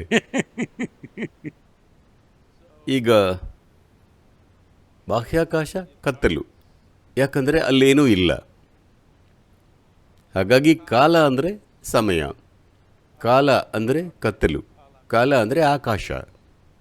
ನಾವು ಆಕಾಶ ಮತ್ತು ಸಮಯಕ್ಕೆ ಅಥವಾ ಕಾಲ ಮತ್ತು ಆಕಾಶಕ್ಕೆ ಒಂದೇ ಪದ ಬಳಸ್ತೀವಿ. ಹಾಗಾಗಿ ಅವನು ಮಹಾಕಾಲ, ಅಲ್ಲಿ ಅವನು ಖಾಲಿ. ಶಿವನ ಮೂರನೇ ಕಣ್ಣಿನ ಬಗ್ಗೆ ಎಲ್ಲರೂ ಕೇಳಿರ್ತಾರೆ. ಸಾಂಕೇತಿಕವಾಗಿರೋ ಅದನ್ನು ಚಿತ್ರಕಾರರು ಇಲ್ಲೊಂದು ಕಣ್ಣನ್ನು ಬಿಡಿಸಿದರು. ಶಿವ ಅಂದರೆ ಹಣೆ ಒಡೆದು ತೆರೆದುಕೊಂಡಿರೋ ವಿಚಿತ್ರವಾದ ವ್ಯಕ್ತಿ ಅಲ್ಲ. ಮೂರನೇ ಕಣ್ಣು ಅಂದರೆ ನಿಮ್ಮ ಗ್ರಹಿಕೆ, ಇಂದ್ರಿಯ ಗ್ರಹಿಕೆಯನ್ನು ಮೀರಿ ವರ್ಧಿಸಿದೆ ಅಂತ. ಈ ಎರಡು ಕಣ್ಣುಗಳು ಯಾವುದು ಬೆಳಕನ್ನು ತಡೆಯುತ್ತೋ ಅವುಗಳನ್ನು ಮಾತ್ರ ನೋಡುತ್ತೆ. ಈಗ ನಿಮಗೆ ನನ್ನ ಕೈ ಕಾಣಿಸ್ತಿದೆ, ಯಾಕಂದರೆ ಅದು ಬೆಳಕನ್ನು ತಡೀತಿದೆ. ಗಾಳಿನ ನೋಡೋಕ್ಕಾಗಲ್ಲ, ಯಾಕಂದರೆ ಅದು ಬೆಳಕನ್ನು ತಡೀತಿಲ್ಲ. ಅಷ್ಟೇ ಅದರ ಅರ್ಥ. ಅಪಾರದರ್ಶಕವಾದದ್ದನ್ನು ಮಾತ್ರ ನೀವು ನೋಡಬಹುದು. ಅಂದರೆ ನಮ್ಮ ನೋಡುವಿಕೆ ಅತ್ಯಂತ ಸೀಮಿತವಾಗಿದೆ. ಅಸ್ತಿತ್ವದ 90%, ಅಸ್ತಿತ್ವದ 99.9% ಭಾಗ ಬೆಳಕನ್ನು ತಡೆಯಲ್ಲ. ಅಂದರೆ ನಿಮಗೆ ನೋಡೋಕ್ಕಾಗ್ತಿಲ್ಲ. ಅಂದರೆ 99.9%ನಷ್ಟು ಭಾಗ ಪೂರ್ತಿ ಮಿಸ್ ಆಗಿದೆ. ಮಹಾಕಾಲ ಅಂದರೆ ಅವನು ಆ ಮಹಾಶೂನ್ಯ ಅಂತ, ಅಥವಾ ಅವನನ್ನು ಕಾಲಾತೀತ ಅಥವಾ ಅನಂತತೆ ಅಂತಾನೂ ಕರೀಬಹುದು. ಯಾಕಂದರೆ ನಾವು ಕಾಲಾಕಾಶವನ್ನು ಎರಡು ಬೇರೆ ಬೇರೆ ಸಂಗತಿಗಳಾಗಿ ನೋಡಲ್ಲ. ಇವತ್ತು ಆಧುನಿಕ ವಿಜ್ಞಾನ ಇನ್ನೂ ಅದನ್ನು ಹಾಗೆ ನೋಡ್ತಿದೆ. ಎರಡು ಜಾಗ ಇರೋದರಿಂದ ಒಂದು ಜಾಗದಿಂದ ಇನ್ನೊಂದಕ್ಕೆ ಹೋಗೋಕೆ ಸಮಯ ಬೇಕು ಅಂತ. ಯೋಗದಲ್ಲಿ ನಾವು ಅದನ್ನು ಹಾಗೆ ನೋಡಲ್ಲ. ಸಮಯ ಇರೋದರಿಂದ ಒಂದು ಜಾಗದಿಂದ ಇನ್ನೊಂದಕ್ಕೆ ಪ್ರಯಾಣಿಸಬಹುದು ಅಂತ ನೋಡ್ತೀವಿ. ಒಂದು ಜಾಗ ಇನ್ನೊಂದು ಜಾಗ ಸಾಧ್ಯವಾಗಿರೋದು, ಇಲ್ಲಿ ಮತ್ತು ಅಲ್ಲಿ ಸಾಧ್ಯವಾಗಿರೋದು ಕೇವಲ ಈಗ ಮತ್ತು ನಂತರ ಅಂತ ಇರೋದರಿಂದ. ಈಗ ನಂತರ ಇರೋದರಿಂದ ಮಾತ್ರ ಇಲ್ಲಿ ಮತ್ತು ಅಲ್ಲಿ ಸಾಧ್ಯವಾಗೋದು. ಅದರ ಸೃಷ್ಟಿನ ಹತ್ತಿರದಿಂದ ನೋಡಿದರೆ ಈಗ ಮಾತ್ರ ಇದೆ, ಅಂದಮೇಲೆ ಇಲ್ಲಿ ಮಾತ್ರ ಇರೋದು, ಅಲ್ಲಿ ಇಲ್ಲಿ ಅಂತಿಲ್ಲ. ಅಂದರೆ ಆಕಾಶ ಸಮಯದ ಪರಿಣಾಮ. ಹಾಗಾಗಿ ಮಹಾಕಾಲ ಈ ಎರಡು ಅಂಶಗಳನ್ನು ಪ್ರತಿನಿಧಿಸ್ತಾನೆ. ಮತ್ತು ಶಿವ ತನ್ನ ಮೂರನೇ ಕಣ್ಣನ್ನು ತೆರೆದು ಯಾರನ್ನೋ ಸುಟ್ಟು ಹಾಕಿದ. ಅವನು ಸುಟ್ಟಿದ್ದು ಕಾಮನೆಗಳ ಸಂಕೇತವಾದ ಕಾಮನನ್ನು ಸುಟ್ಟು ಹಾಕಿದ. ಹೇಳಿ, ಕಾಮ ಅಲ್ಲಿ ಗಾಳಿಯಲ್ಲಿ ತೇಲಾಡ್ತಿದೆಯಾ ಅಥವಾ ನಮ್ಮೊಳಗೆ ಇದೆಯಾ? ಅದು ನಮ್ಮೊಳಗೆ ಮಾತ್ರ ಇದೆ. ಅಂದರೆ ಮೂರನೇ ಕಣ್ಣು ಒಳಗಿನ ಕಣ್ಣು, ಒಳಗಣ್ಣನ್ನು ತೆರೆದು ತನ್ನ ಕಾಮವನ್ನು ಸುಟ್ಟು ಹಾಕಿದ. ಅಂದರೆ ತನ್ನ ಕಾಮನೆಗಳನ್ನು, ತನ್ನ ಇಷ್ಟಾನಿಷ್ಟಗಳನ್ನು, ಯಾಕಂದರೆ ಅವೆರಡೂ ಬಲವಾದ ಭಾವಗಳೇ. ನೀವು ಯಾರನ್ನೋ ಅತ್ಯಂತ ತೀವ್ರ ಪ್ರೀತಿಯಿಂದ ಅಥವಾ ದ್ವೇಷದಿಂದ ಕಾಣಬಹುದು. ಅಂದರೆ ಅವನು ತನ್ನ ಇಷ್ಟಾನಿಷ್ಟಗಳನ್ನೆಲ್ಲ ಸುಟ್ಟು ಹಾಕಿದ. ಅದಕ್ಕಾಗಿ ಮಹಾಕಾಲನನ್ನು ಇನ್ನೂ ಸಹ ಪ್ರತಿನಿಧಿಸೋದು ಅಥವಾ ಅವನನ್ನು ಅಲಂಕರಿಸೋದು ಸ್ಮಶಾನದ ಭಸ್ಮದಿಂದ. ಯಾರೋ ಹುಚ್ಚು ಆಕ್ಟಿವಿಸ್ಟ್ಗಳು ಇದನ್ನು ವಿರೋಧಿಸಿದ್ರಿಂದ ದುರದೃಷ್ಟವಶಾತ್ ಅವರು ಬೆರಣಿಯಿಂದ ಮಾಡಿದ ಭಸ್ಮ ಅಥವಾ ಭತ್ತದ ಹುಲ್ಲಿನಿಂದ ಮಾಡಿದ ಭಸ್ಮವನ್ನು ಬಳಸ್ತಿದ್ರು. ನಾನು ಅಲ್ಲಿಗೆ ಹೋದಾಗ ಇದು ಗೊತ್ತಾದಾಗ ಅಲ್ಲಿನ ಅರ್ಚಕರಿಗೆ ಮತ್ತು ಮುಖ್ಯಮಂತ್ರಿಗಳಿಗೆ ಇದನ್ನು ಬದಲಾಯಿಸಬೇಕು ಅಂತ ಹೇಳಿದೆ. ಇದನ್ನು ವಿರೋಧಿಸ್ತಿರೋ ಮುಠಾಳರು ಯಾರು? ನೀವು ಸತ್ತವರ ಬೂದಿನ ತಗೊಳ್ತಿದ್ದೀರಿ, ಯಾರನ್ನೂ ಕೊಲ್ತಾ ಇಲ್ಲ. ಪ್ರತಿದಿನ ಯಾರೋ ಸಾಯ್ತಿದ್ದಾರೆ. ಸ್ಮಶಾನದಿಂದ ಭಸ್ಮ ತಗೊಳ್ಳೋಕೆ ಅಂತ ಯಾರನ್ನೂ ಕೊಲ್ತಾ ಇಲ್ಲ. ಈಗ ಬಹುಶಃ ಮತ್ತೆ ಆ ಪ್ರಕ್ರಿಯೆಯನ್ನು ಶುರು ಮಾಡಿದ್ದಾರೆ ಅನಿಸುತ್ತೆ. ಯಾಕಂದರೆ ಭಸ್ಮ ಸಂಕೇತಿಸೋದು ಈಗ ತತ್ವಗಳಿಂದ ಉಂಟಾದ ಎಲ್ಲನೂ ಹೊರಟು ಹೋಗಿದೆ. ಈ ಕಡೆ ಅಥವಾ ಆ ಕಡೆ ಒಲವು ತೋರೋ ಪ್ರವೃತ್ತಿ ಹೊರಟು ಹೋಗಿದೆ ಮತ್ತು ಒಂದು ಮಟ್ಟದ ನಿಶ್ಚಲತೆ ಉಂಟಾಗಿದೆ. ಅದು ಭಸ್ಮ. ಭೌತಿಕ ಜಗತ್ತನ್ನು ಮಾತ್ರ ನೋಡೋ ಜನರು ಭಸ್ಮ ನಾಶದ ಕೊನೆಯ ಹಂತವಾಗಿ ನೋಡಬಹುದು. ಹೌದು, ನಿಜಾನೇ. ಒಂದು ರೀತಿಯಲ್ಲಿ ಶಿವ ಅಂದರೆ ಅದೇ ಕೊನೆಯ ಹಂತ. ಅದಕ್ಕೆ ಅವನನ್ನು ಲಯಕಾರ ಅನ್ನೋದು. ಆದರೆ ಅವನು ಮಹಾದೇವನೂ ಹೌದು. ಹಾಗಾಗಿ ಲಿಂಗ ಸೃಷ್ಟಿಯ ಆರಂಭವೂ ಹೌದು, ಅಂತ್ಯವೂ ಹೌದು. ಎರಡೂ ನಿಟ್ಟಿನಲ್ಲೂ ಅಂಡಾಕಾರ ಉಂಟಾಗುತ್ತೆ. ಹಾಗಾಗಿ ಲಿಂಗ ಮುಖ್ಯವಾದದ್ದು. ಈ ನಿಟ್ಟಿನಲ್ಲೂ ಆ ನಿಟ್ಟಿನಲ್ಲೂ ಎರಡೂ ಥರದಲ್ಲೂ ಲಿಂಗ ಮುಖ್ಯ. ಆಮೇಲೆ ನಾವು ಬೇರೆ ಬೇರೆ ಗುಣಗಳ ಲಿಂಗಗಳನ್ನು ಅಭಿವ್ಯಕ್ತಗೊಳಿಸೋದನ್ನು ಕಲಿತ್ವಿ. ಜನರ ಅಗತ್ಯಗಳಿಗೆ ತಕ್ಕನಾಗಿ ಬೇರೆ ಬೇರೆ ಗುಣಗಳ ಲಿಂಗಗಳನ್ನು ಮಾಡಿದ್ವಿ. ಮನುಷ್ಯರ ಲೌಕಿಕ ಒಳಿತಿನ ಕಡೆ ಕೇಂದ್ರಿತವಾಗಿದ್ದ ಸಂಸ್ಕೃತಿಗಳಲ್ಲಿ ಮಣಿಪೂರಕ ಲಿಂಗಗಳನ್ನು ನಿರ್ಮಿಸಿದರು. ಗ್ರೀಸ್ನ ಡೆಲ್ಫಿಯಂತಹ ಸ್ಥಳದಲ್ಲಿ ಮಣಿಪೂರಕ ಲಿಂಗ ಇದೆ. ಅದಕ್ಕೆ ಭೂಮಿಯ ನಾಭಿ ಅಂತಾರೆ ಅಂದಾಗ ಆ ಹೆಸರನ್ನು ಕೇಳ್ತಿದ್ದ ಹಾಗೆ ಅಲ್ಲಿಗೆ ಹೋಗಲೇಬೇಕು ಅಂದ್ಕೊಂಡೆ. ಅಲ್ಲಿ ಹೋದೆ. ಒಂದು ದೊಡ್ಡ ಲಿಂಗವನ್ನು ನಿರ್ಮಿಸಿದ್ರು ಭಾರತದ ಯೋಗಿಗಳು 4200 ಅಥವಾ 4300 ವರ್ಷಗಳ ಹಿಂದೆ. ಅಲ್ಲಿ ಹೋಗಿ ಮಣಿಪೂರಕ ಲಿಂಗವನ್ನು ನಿರ್ಮಿಸಿದರು. ಅದನ್ನು ಪೂಜಿಸಿ ಆರಾಧಿಸಲಾಯಿತು. ಆದರೆ ನಂತರಾದ ಬದಲಾವಣೆಗಳಿಂದ, ಜನಾಂಗಗಳಲ್ಲಾದ ಬದಲಾವಣೆಗಳಿಂದ ಸದ್ಯ ಅದೀಗ ಒಂದು ಸ್ಮಾರಕ ಅಷ್ಟೇ ಆಗಿದೆ. ಲಿಂಗವನ್ನು ಅದರ ಮೂಲ ಸ್ಥಳದಿಂದ ತೆಗೆದು ಮ್ಯೂಸಿಯಂನಲ್ಲಿ ಇಟ್ಟಿದ್ದಾರೆ. ಅದರ ಮ್ಯೂಸಿಯಂನ ಒಳಗೆ ಸಹ ಅದು ಶಕ್ತಿಯಲ್ಲಿ ಅನುರಣಿಸ್ತಿದೆ. 4000 ವರ್ಷಗಳ ನಂತರನೂ ಯಾರೇ ಮಾಡಿರಲಿ, ಅದು ನಿಜಕ್ಕೂ ಅದ್ಭುತವಾದ ಪ್ರಾಣ ಪ್ರತಿಷ್ಠೆ. ಲಿಂಗದಲ್ಲಿನ ಶಕ್ತಿ ಎಲ್ಲಿವರೆಗೆ ಹಾಗೆ ಇರುತ್ತೆ? ಯಾರು ಪ್ರಾಣ ಪ್ರತಿಷ್ಠೆ ಮಾಡಿದ್ರು ಅನ್ನೋದರ ಮೇಲಿರುತ್ತಾ? ಹೇಗೆ ಮಾಡಲಾಗಿದೆ ಅನ್ನೋದ್ರ ಮೇಲಿರುತ್ತೆ. ಅದನ್ನು ಮಂತ್ರ, ಪೂಜೆ, ಇತರೆ ಆಚರಣೆಗಳಿಂದ ಮಾಡಿದರೆ ಅದನ್ನು ಹಾಗೆ ಮುಂದುವರಿಸಬೇಕು. ಇಲ್ಲದಿದ್ದರೆ ಶಕ್ತಿಗುಂದತ್ತೆ. ಧ್ಯಾನಲಿಂಗದ ಥರದ್ದಾದರೆ ಏನಾಗುತ್ತೆ? ಲಿಂಗವನ್ನು ಈ ರೀತಿ ಮಾಡಿದರೆ, ಈಗ ಆಂತರಿಕ ಶಕ್ತಿಯ ತಂತ್ರಜ್ಞಾನಗಳಿಂದ ಮಾಡಿದರೆ ಆಗಲೂ ಅದನ್ನು ಹೇಗೆ ಮಾಡಲಾಗಿದೆ ಮತ್ತು ಯಾವ ಥರದ ಪದಾರ್ಥ ಅನ್ನೋದರ ಮೇಲಿರುತ್ತೆ. ದೀರ್ಘಕಾಲದವರೆಗೆ ಅದನ್ನು ಹಿಡಿದಿಟ್ಟುಕೊಳ್ಳುವಂಥ ಪದಾರ್ಥ ಆಗಿದ್ದರೆ ಆಗ ತುಂಬ ಸಮಯದವರೆಗೆ ಇರುತ್ತೆ. ಜನರು ಕಲ್ಪನೆ ಮಾಡಬಹುದಾದ ಸಮಯಕ್ಕಿಂತಲೂ ಮೀರಿ. ನೋಡಿ, ಈಗೇನೆಂದರೆ ಕೊಯ್ನಾದಲ್ಲಿ ಒಂದು ಲಿಂಗ ಇದೆ. ಅದನ್ನು ಹೊರಗೆ ಗಾರ್ಡನ್ನಲ್ಲಿ ಎಸೆದಿದ್ದಾರೆ. ಸ್ವಲ್ಪ ಬಿರುಕು ಬಂದಿದೆ ಕೂಡ. ಇವತ್ತಿಗೂ ಅದು ಅನುರಣಿಸ್ತಿದೆ. ಇವೆಲ್ಲ ಪುರಾತನ ದೇವಸ್ಥಾನಗಳು. ಅವುಗಳನ್ನು ಧ್ವಂಸ ಮಾಡಿ ಅದರ ಮೇಲೆ ಬೇರೆ ಏನೇನೋ ಕಟ್ಟಲಾಗಿದೆ. ಅದನ್ನು ಧ್ವಂಸ ಮಾಡಿ ಬೇರೆ ರಿಲಿಜಿಯನ್ನಿನ ಸ್ಥಳಗಳನ್ನು ನಿರ್ಮಿಸೋದು ಬರೀ ಭಾರತದಲ್ಲಿನ ಸಮಸ್ಯೆ ಅಲ್ಲ, ಜಗತ್ತಿನಾದ್ಯಂತ ಆಗಿದೆ. ಅರೇಬಿಯಾ, ಯುರೋಪ್ಗಳಲ್ಲಿ ಏನಂದರೆ ಅವೆಲ್ಲ ತುಂಬ ಸಮಯದ ಹಿಂದೆ ಆಗಿದ್ದು, ಇಲ್ಲಿ ಇತ್ತೀಚೆಗೆ ಆಗಿದ್ದು. ಈಗ ಎಷ್ಟು ಕಾಲ, ಎಷ್ಟು ವರ್ಷ ಅಂದರೆ ಅತಿ ಹೆಚ್ಚು ಎಷ್ಟು ಅನ್ನೋದರಿಂದ ನೋಡೋಣ. ನೀವು ಧ್ಯಾನಲಿಂಗದ ಬಗ್ಗೆ ಕೇಳಿದ್ರಿ. ಧ್ಯಾನಲಿಂಗದ ಬಗ್ಗೆ ಹೇಳೋದಾದರೆ ಅದು ಭೂಮಿಯ ಆಯಸ್ಸನ್ನು ಮೀರಿ ಇರಬಲ್ಲದು, ಮಾರ್ಕಂಡೇಯನ ತರಹ. ಯಾಕಂದರೆ ಇದೀಗ ಆ ರೂಪದಲ್ಲಿ ಬೇರೂರಿಲ್ಲ, ಅದು ಮೇಲಕ್ಕೇರಿದೆ. ನಾವು ನಿರ್ಮಿಸಿರೋ ಕಲ್ಲಿನ ರೂಪದಿಂದ ಅದು ತನ್ನನ್ನು ಮೇಲಕ್ಕೇರಿಸಿಕೊಂಡಿರೋದ್ರಿಂದ ಏನೇ ಆದರೂ ಅದು ಇರುತ್ತೆ. ಸೂಕ್ಷ್ಮವಿರೋ ಜನರು ಇದನ್ನು ಗುರುತಿಸ್ತಾರೆ. ಆದರೆ ಜನರ ಕಣ್ಣಿಗೆ ಒಂದು ರೂಪ ಬೇಕು, ಇಲ್ಲದಿದ್ದರೆ ಬಹುತೇಕ ಜನರಿಗೆ ಅದನ್ನು ಗುರುತಿಸೋಕ್ಕಾಗೋಲ್ಲ. ಆದರೆ ಸೂಕ್ಷ್ಮವಿರೋರು ಅದನ್ನು ಗುರುತಿಸ್ತಾರೆ. ನಾಗಗಳು ಅದನ್ನು ಗುರುತಿಸುತ್ತವೆ. ಅವುಗಳ ಮೇಲೆ ವಿಶ್ವಾಸ ಇದೆ. ಅವು ಯಾವಾಗಲೂ ಗುರುತಿಸುತ್ತವೆ. ಮನುಷ್ಯರು ಸಮರ್ಪಕವಾದ ದೇವಸ್ಥಾನ, ಆಚರಣೆ, ವಾತಾವರಣನ ನಿರ್ಮಿಸದಿದ್ದರೆ ಎಲ್ಲನೂ ಮಿಸ್ ಮಾಡ್ತಾರೆ. ಯಾಕಂದರೆ ಅವರು ತಮ್ಮ ಮೆದುಳಿನ ಪ್ರಕ್ರಿಯೆಯಲ್ಲಿ ಕಳೆದು ಹೋಗಿದ್ದಾರೆ. ನಿಮ್ಮನ್ನು ಫಾಲೋ ಮಾಡೋ ಎಲ್ರಿಗೂ ಗೊತ್ತು ನಿಮಗೆ ಡ್ಯಾನ್ಸ್ ಇಷ್ಟ ಅಂತ. ಅಲ್ಲದೆ ನಟರಾಜ ರೂಪ, ನಾನು ದಿನಾಲೂ ಡ್ಯಾನ್ಸ್ ಮಾಡ್ತಿರಲ್ಲ, ವರ್ಷದಲ್ಲಿ ಎಲ್ಲೋ ಒಂದು ಸಲ ಡ್ಯಾನ್ಸ್ ಮಾಡ್ತೀನಿ ಅಷ್ಟೇ. ಮೊದಲೆಲ್ಲ ಸ್ವಲ್ಪ ಜಾಸ್ತಿ ಡ್ಯಾನ್ಸ್ ಮಾಡ್ತಿದ್ದೆ, ಈಗ ಜನಜಂಗುಳಿ ಜಾಸ್ತಿ ಆಗಿದೆ, ಎಲ್ಲೂ ಡ್ಯಾನ್ಸ್ ಮಾಡೋಕ್ಕಾಗಲ್ಲ. ನಟರಾಜ ರೂಪ ಬಹುಶಃ ನಿಮಗೆ ತುಂಬ ಇಷ್ಟವಾಗೋ ಶಿವನ ರೂಪ ಅನ್ಸುತ್ತೆ. ನೀವು ಅದರ ಬಗ್ಗೆ ಮಾತಾಡಿದ್ರಿ. ಜನರು ನನ್ನನ್ನು ಕೇಳಿದ್ರು, ಆಗಲೇ ಹೇಳಿದ ಹಾಗೆ ಇದಕ್ಕೆ ನೀವು ಉತ್ತರಿಸಿದರೆ ಒಳ್ಳೆಯದು. ಯಾಕೆಂದರೆ ನೀವು ಶಿವನ 3ನೇ ಕಣ್ಣಿನ ಬಗ್ಗೆ ಮಾತಾಡಿದ್ರಿ. ನಟರಾಜನ ಕಾಲಿನ ಕೆಳಗಿರೋ ಅಂಧಕ ಏನನ್ನ ಸೂಚಿಸ್ತಾನೆ ಅಂತ ಹೇಳ್ತೀರಾ? ಈಗ ಅಂಧ ಅಂದರೆ ಕುರುಡ ಅಥವಾ ಅಂಧಕ ಅಂದಾಗ ಅಂಧಕಾರದ ಬಗ್ಗೆ ಮಾತಾಡ್ತಿದ್ದೀರಿ ಅಥವಾ ಕುರುಡುತನದ ಬಗ್ಗೆ ಹೇಳ್ತಿದ್ದೀರಿ. ನಾವು ಬೆಳಕಿನ ಬಗ್ಗೆ ಮಾತಾಡಿದಾಗ ನಾವು ದೃಷ್ಟಿಯ ಬಗ್ಗೆ ಮಾತಾಡ್ತಿದ್ದೀವಿ. ಕತ್ತಲ ಬಗ್ಗೆ ಮಾತಾಡುವಾಗ ನಾವು ಕುರುಡಾಗಿರೋ ಬಗ್ಗೆ ಮಾತಾಡ್ತೀವಿ. ಕತ್ತಲ ವಿಷಯದಲ್ಲಿ ನಮ್ಮ ಸಮಸ್ಯೆ ಏನಂದರೆ ನಮಗೇನು ಕಾಣಿಸಲ್ಲ. ಇಲ್ದಿದ್ರೆ ಕತ್ತಲ ಜೊತೆ ನಮಗೇನು ಸಮಸ್ಯೆ? ಜನರು ನರಳಾಡೋ ಉಳಿದ ಸಂಗತಿಗಳು ಅವರದ್ದೇ ಕಲ್ಪನೆಗಳಾಗಿರುತ್ತವೆ. ಹಾರರ್ ಸಿನಿಮಾ ನೋಡ್ತಾರೆ ಅಥವಾ ತಮ್ಮದೇ ಆದ ಹಾರರ್ ಸಿನಿಮಾ ಮಾಡ್ಕೋತಿದ್ದಾರೆ.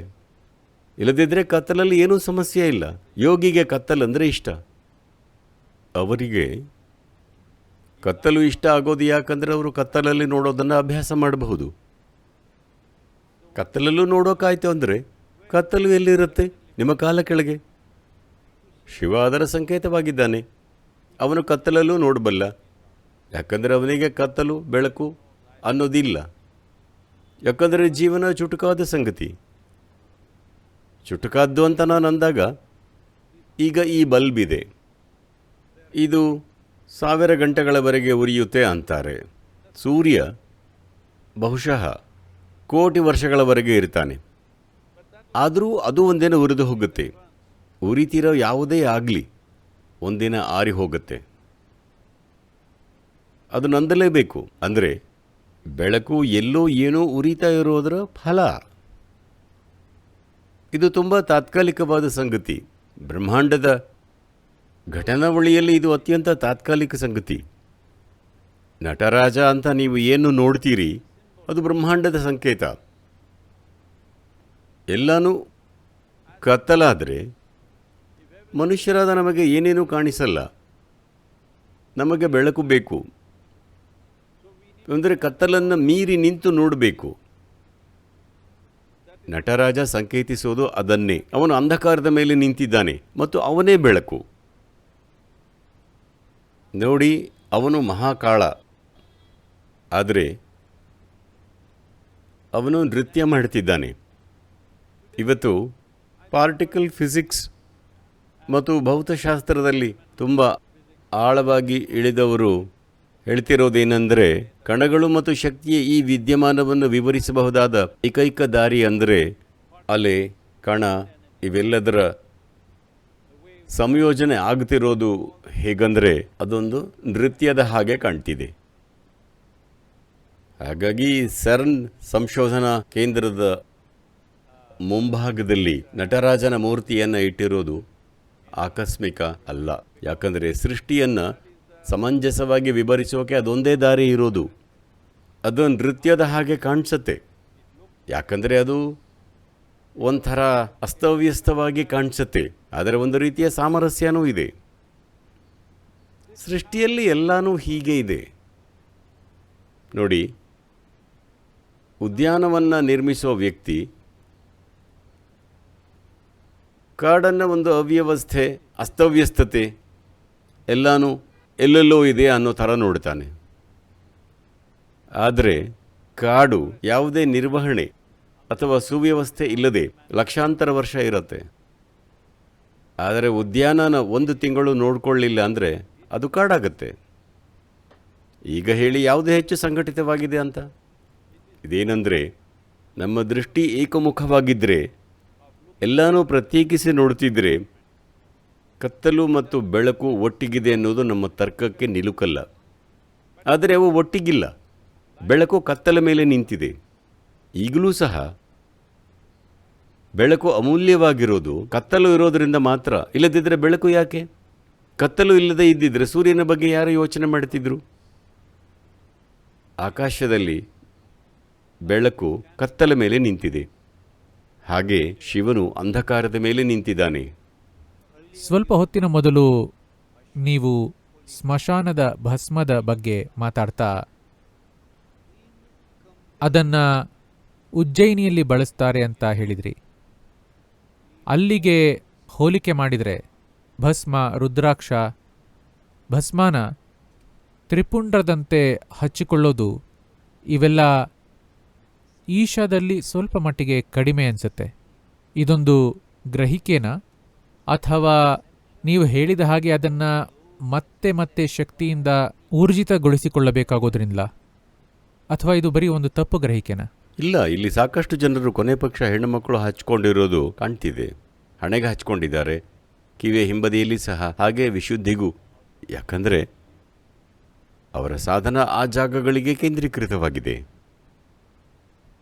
ಅಂದರೆ ಅದು ಸಾಧನದ ಸ್ವರೂಪದ ಮೇಲಿರುತ್ತಾ? ನಾವು ಯಾವುದೋ ಸಂಪ್ರದಾಯನ ಕಣ್ಮುಚ್ಚಿ ಅನುಕರಿಸಲ್ಲ. ಯಾಕಂದರೆ ಆಗಲೇ ಹೇಳಿದ ಹಾಗೆ ನೀವು ಒಂದಿಷ್ಟು ಮನುಷ್ಯರಿಗೆ ಏನನ್ನೇ ಕೊಟ್ಟರೂ ಕೆಲವೇ ಸಮಯದಲ್ಲಿ ಅದನ್ನು ತಿರುಚಿರ್ತಾರೆ.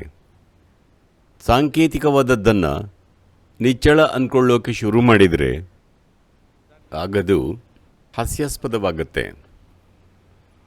ಸಾಕಷ್ಟು ಜನರು, ಕೆಲವರು ಭಿಕ್ಷುಕರು ಇರ್ತಾರೆ, ಶಿವನ ಹಾಗೆ ಡ್ರೆಸ್ ಮಾಡ್ಕೋತಾರೆ. ಅವರು ಆನೆನ ಅಥವಾ ಹುಲಿನ ಕೊಲ್ಲೋಕ್ಕಾಗಲ್ಲ.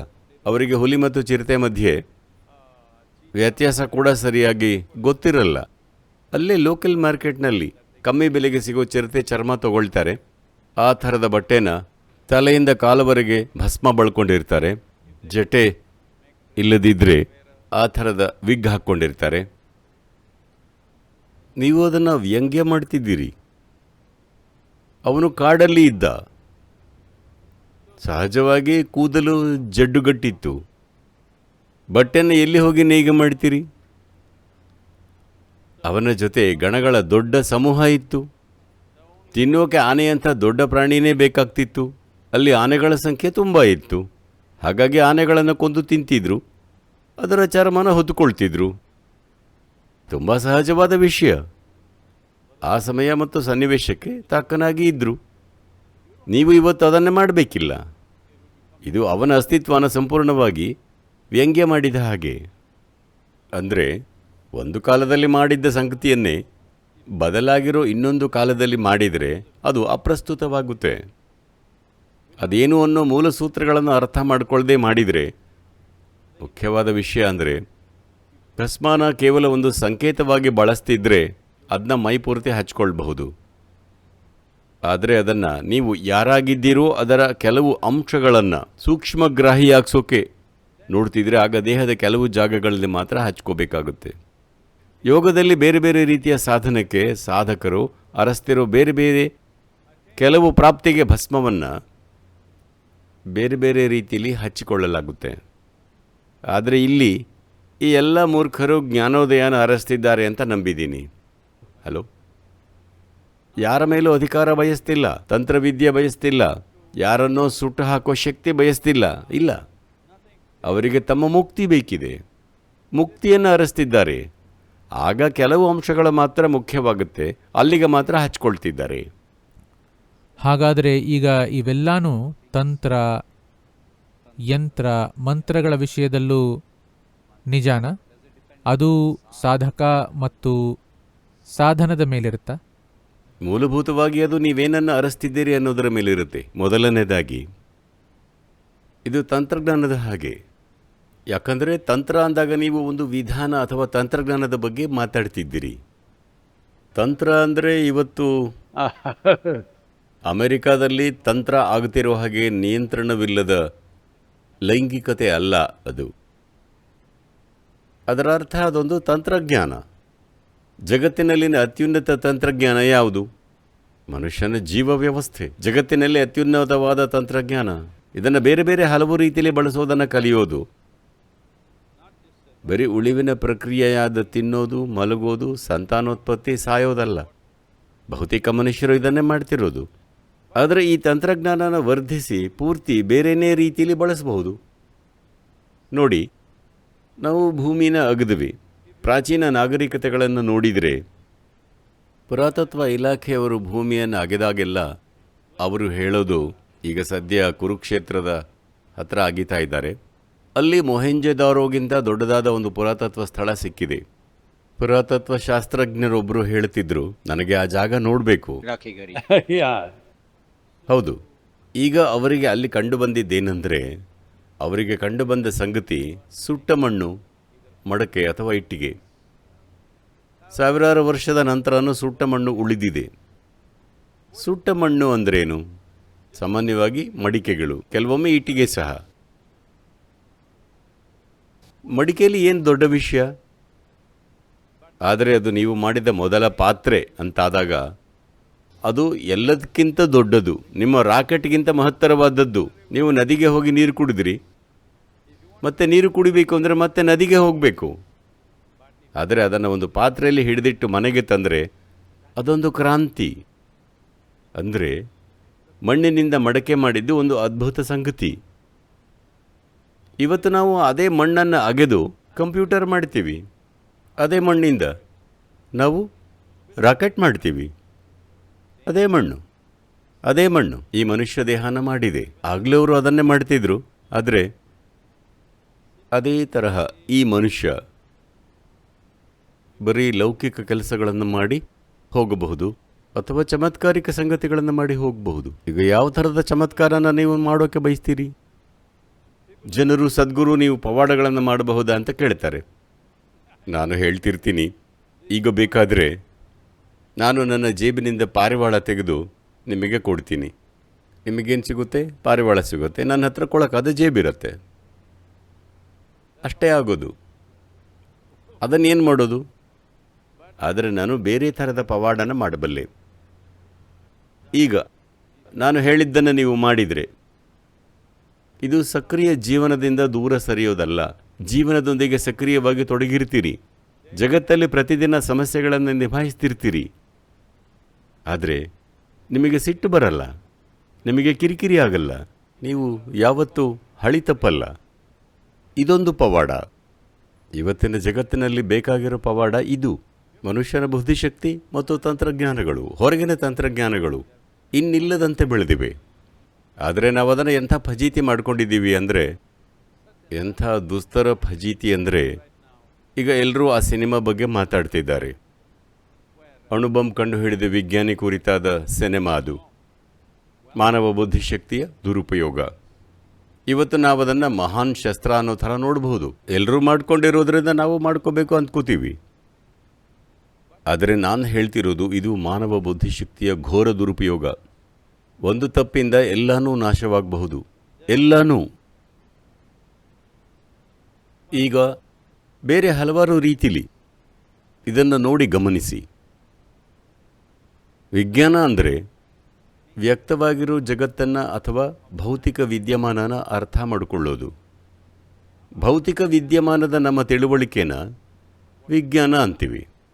ಅದರ ಪರಿಣಾಮವಾಗಿ, ಅದರ ಫಲವಾಗಿ ನಾವು ಕಂಡುಹಿಡಿದಿರೋ ತಂತ್ರಜ್ಞಾನಗಳೇ ಈ ಭೂಮಿಗೆ ಮತ್ತು ಭೂಮಿಯಲ್ಲಿರೋ ಜೀವಿಗಳಿಗೆ ಗರಿಷ್ಠ ಮಟ್ಟದ ಹಾನಿಯನ್ನು ಮಾಡಿವೆ. ಹೌದಾ ಅಲ್ವಾ? ದುರದೃಷ್ಟವಶಾತ್ ಯಾವುದು ನಮ್ಮ ಜೀವನದಲ್ಲಿ ಅತಿ ದೊಡ್ಡ ವರವಾಗಬೇಕಿತ್ತೋ ಅದು ಹಲವಾರು ಧನಾತ್ಮಕ ಸಂಗತಿಗಳನ್ನು ಮಾಡಿದೆ.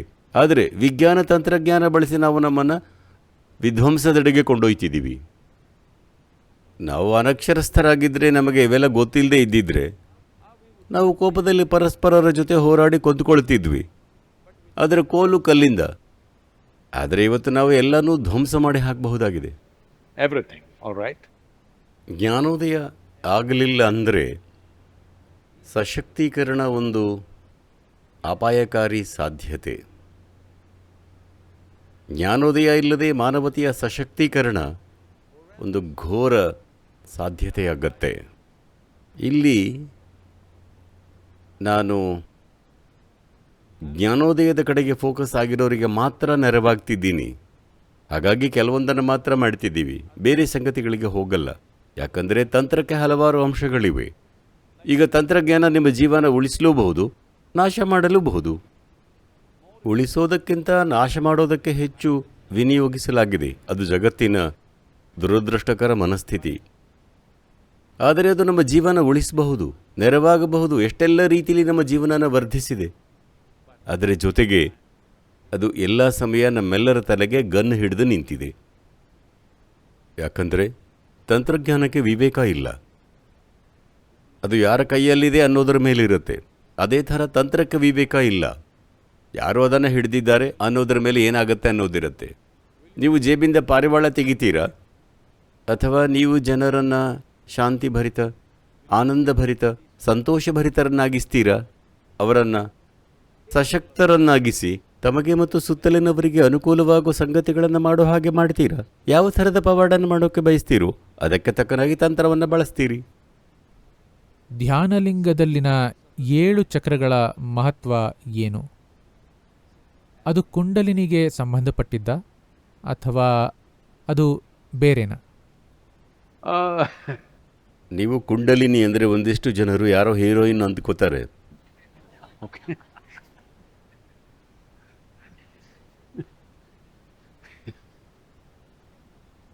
ಈಗ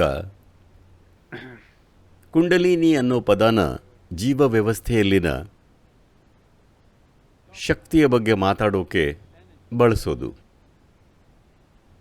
ಈಗ ನಾನು ಮಾತಾಡ್ತಿದ್ದೀನಿ, ಇದು ಕುಂಡಲಿನಿ. ಜನರು ಕೇಳಿಸ್ಕೊತಿದ್ದಾರೆ, ಅದೂ ಸಹ ಕುಂಡಲಿನಿ. ನಾಯಿ ಬೊಗಳ್ತಿದೆ, ಅದು ಕೂಡ ಕುಂಡಲಿನಿ. ಗಾಳಿ ಬೀಸ್ತಿದೆ, ಅದೂ ಸಹ ಕುಂಡಲಿನಿ.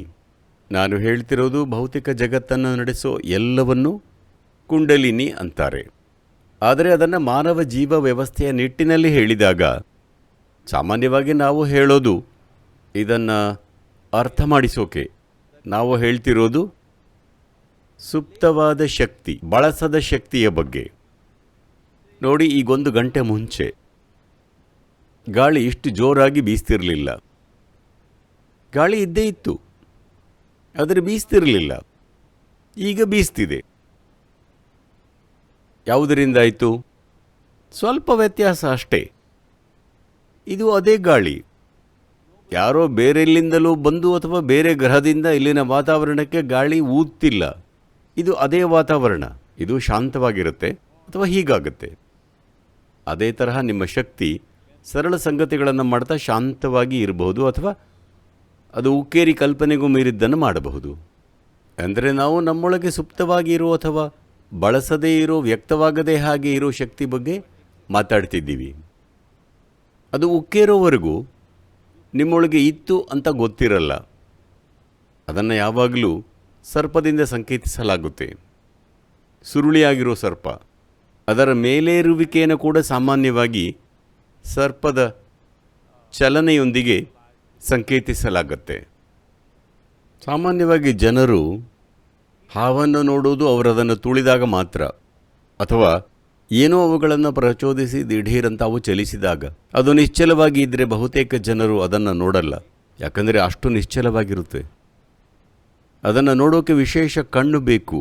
ಇಲ್ಲದಿದ್ದರೆ ಅದು ನಿಶ್ಚಲವಾಗಿದ್ದಾಗ ಬಹುತೇಕ ಜನರಿಗೆ ಅದು ಕಾಣಲ್ಲ. ಪಕ್ಕನೇ ನಡೆದು ಹೋದರೂ ಅದು ನಿಶ್ಚಲವಾಗಿದ್ದರೆ ಅದನ್ನು ನೋಡಲ್ಲ. ಹಾವು ಯಾವುದೋ ಪ್ರಚೋದನೆಯಿಂದ ಚಲಿಸಿದಾಗ ಸರಕ್ಕನೆ ಚಲಿಸುತ್ತೆ, ಬುಸ್ ಬುಸ್ ಅಂತ. ಹಾವು ಯಾವಾಗಲೂ ಬುಸ್ ಅಂತಿರತ್ತೆ ಅಂದ್ಕೋತಾರೆ. ಅದು ಯಾವಾಗಲೂ ಹಾಗೆ ಮಾಡ್ತಿರಲ್ಲ. ಆದರೆ ಅದನ್ನು ಉದ್ರೇಕಿಸಿದಾಗ ಹಾಗೆ ಉಸಿರು ಬಿಡುತ್ತೆ.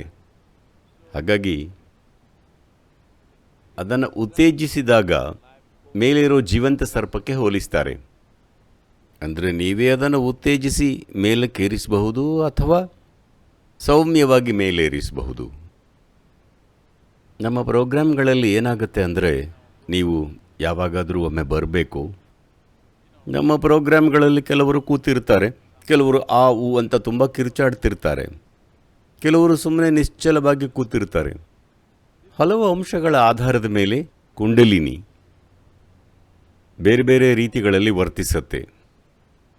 ಸುರುಳಿಯಾಗಿ ಮಲಗಿರೋ ಆ ಹಾವಿನ ಮೇಲೆ ಎಷ್ಟು ದೊಡ್ಡ ಕಲ್ಲಿದೆ ಅನ್ನೋದ್ರ ಮೇಲಿರುತ್ತೆ. ತುಂಬ ಚಿಕ್ಕದಾಗಿದ್ದರೆ ಅದನ್ನು ಬದಿಗಿಟ್ಟು ಮೃದುವಾಗಿ ಮೇಲೆ ಇರುತ್ತೆ. ದೊಡ್ಡದಿದ್ದರೆ ಕಷ್ಟಪಡುತ್ತೆ. ಆಗ ಎಲ್ಲ ಥರದ ಸಂಗತಿಗಳಾಗೋದನ್ನು ನೋಡ್ತೀರಿ.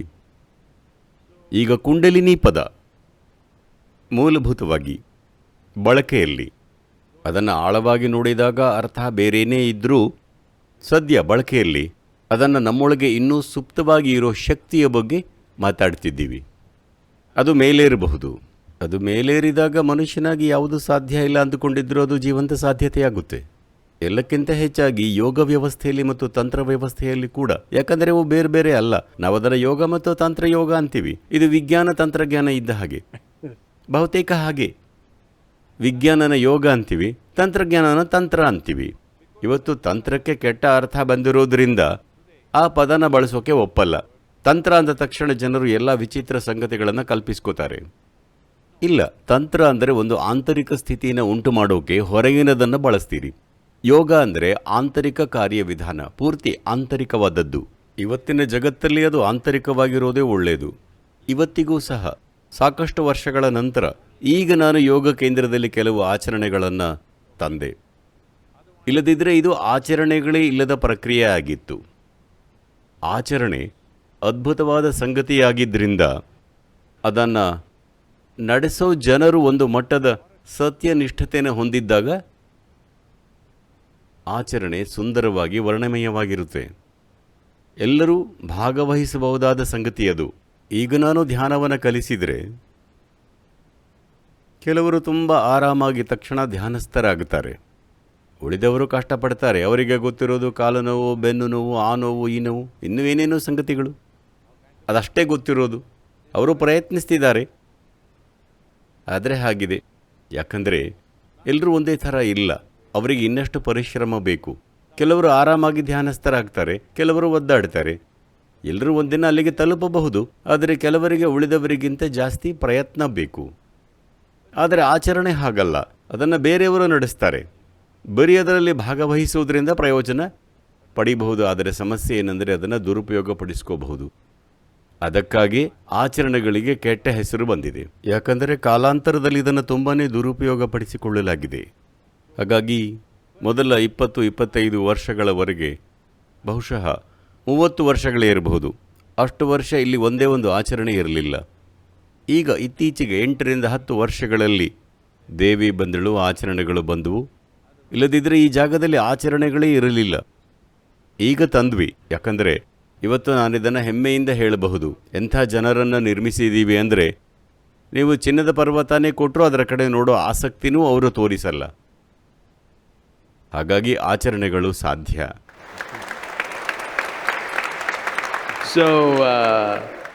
ಅಂದರೆ ಆಚರಣೆಗಳು ಸಂಗತಿಗಳನ್ನು ಮಾಡೋ ತುಂಬ ಸುಂದರವಾದ ವಿಧಾನ. ಆದರೆ ಈಗ ಅದನ್ನು ಕೆಟ್ಟ ಕರ್ಮ ದುರುಪಯೋಗದಿಂದಾಗಿ ಅದನ್ನು ಸ್ವಲ್ಪ ಕಡಿಮೆ ಪ್ರಮಾಣದಲ್ಲಿ ಮಾಡಬೇಕಾಗಿದೆ. ನಿಮಗೆ ಅಗಾಧ ಮಟ್ಟದ ಸತ್ಯನಿಷ್ಠತೆಯನ್ನು ನೆಲೆಗೊಳಿಸೋಕ್ಕಾದರೆ, ಇಲ್ಲದಿದ್ದರೆ ಕಾಲಾಂತರದಲ್ಲಿ ಅದರ ದುರುಪಯೋಗ ಆಗತ್ತೆ. ಧ್ಯಾನ ಪ್ರಕ್ರಿಯೆಗಳು, ಯೋಗ ಪ್ರಕ್ರಿಯೆಗಳು ಪೂರ್ತಿಯಾಗಿ ಆಂತರಿಕವಾದವು. ಅಲ್ಲಿ ದುರುಪಯೋಗಕ್ಕೆ ಅವಕಾಶ ಇಲ್ಲ. ಆದರೆ ಅದರ ಜೊತೆಗೆ ಅದು ಆಚರಣೆಯ ಥರ ಸರಳ, ಸುಲಭ, ಸಮೂಹಕ್ಕೆ ನಡೆಸೋ ಹಾಗಿರಲ್ಲ. ಅದು ವೈಯಕ್ತಿಕವಾದದ್ದು.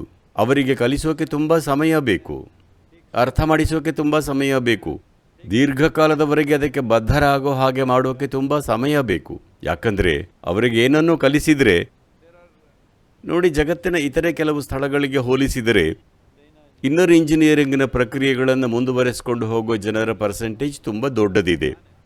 ಆದರೂ ಸಹ ನೂರಾರು ಸಾವಿರಾರು ಜನರು ಹೇಳ್ತಾರೆ, ಸದ್ಗುರು ಮೊದಲ 3 ತಿಂಗಳು ಮಾಡಿದೆ, ಅದು ಅದ್ಭುತವಾಗಿತ್ತು, ಆಮೇಲೆ ತುಂಬ ಬ್ಯುಸಿಯಾದೆ, ಬಿಟ್ಟುಬಿಟ್ಟೆ. ಈ ಥರದ ಸಾವಿರಾರು ಜನರಿದ್ದಾರೆ. ಯಾಕಂದರೆ ಅವರಿಗೆ ಕಲಿಸೋಕೆ ತುಂಬ ಸಮಯ ಬೇಕು, ಅವರನ್ನು ಬದ್ಧರನ್ನಾಗಿಸೋಕೆ ತುಂಬ ಸಮಯ ಬೇಕು. ಬದ್ಧರಾಗಿ ಇರೋ ಹಾಗೆ ನೋಡಿಕೊಳ್ಳೋಕೆ ನಿರಂತರ ಅವರ ಸಂಪರ್ಕದಲ್ಲಿದ್ದು ಜಗತ್ತಿನಾದ್ಯಂತ ಸತ್ಸಂಗ ನಡೆಸಲಾಗುತ್ತೆ. ಇದಕ್ಕೆ ಸಾಕಷ್ಟು ಖರ್ಚು, ಶ್ರಮ, ಕೆಲಸಗಳಾಗತ್ವೆ. ಅವರನ್ನು ಅವರ ಒಳಿತಿಗೆ ಬದ್ಧರಾಗಿಡೋಕೆ. ನೀವು ಈಗಾಗಲೇ ಉತ್ತರ ಹೇಳಿದ್ದೀರಿ, ಆದರೂ ಸಹ ಈ ಪ್ರಶ್ನೆನ ಕೇಳ್ತಿದ್ದೀನಿ. ನಾಗನ ಮಹತ್ವ ಏನು?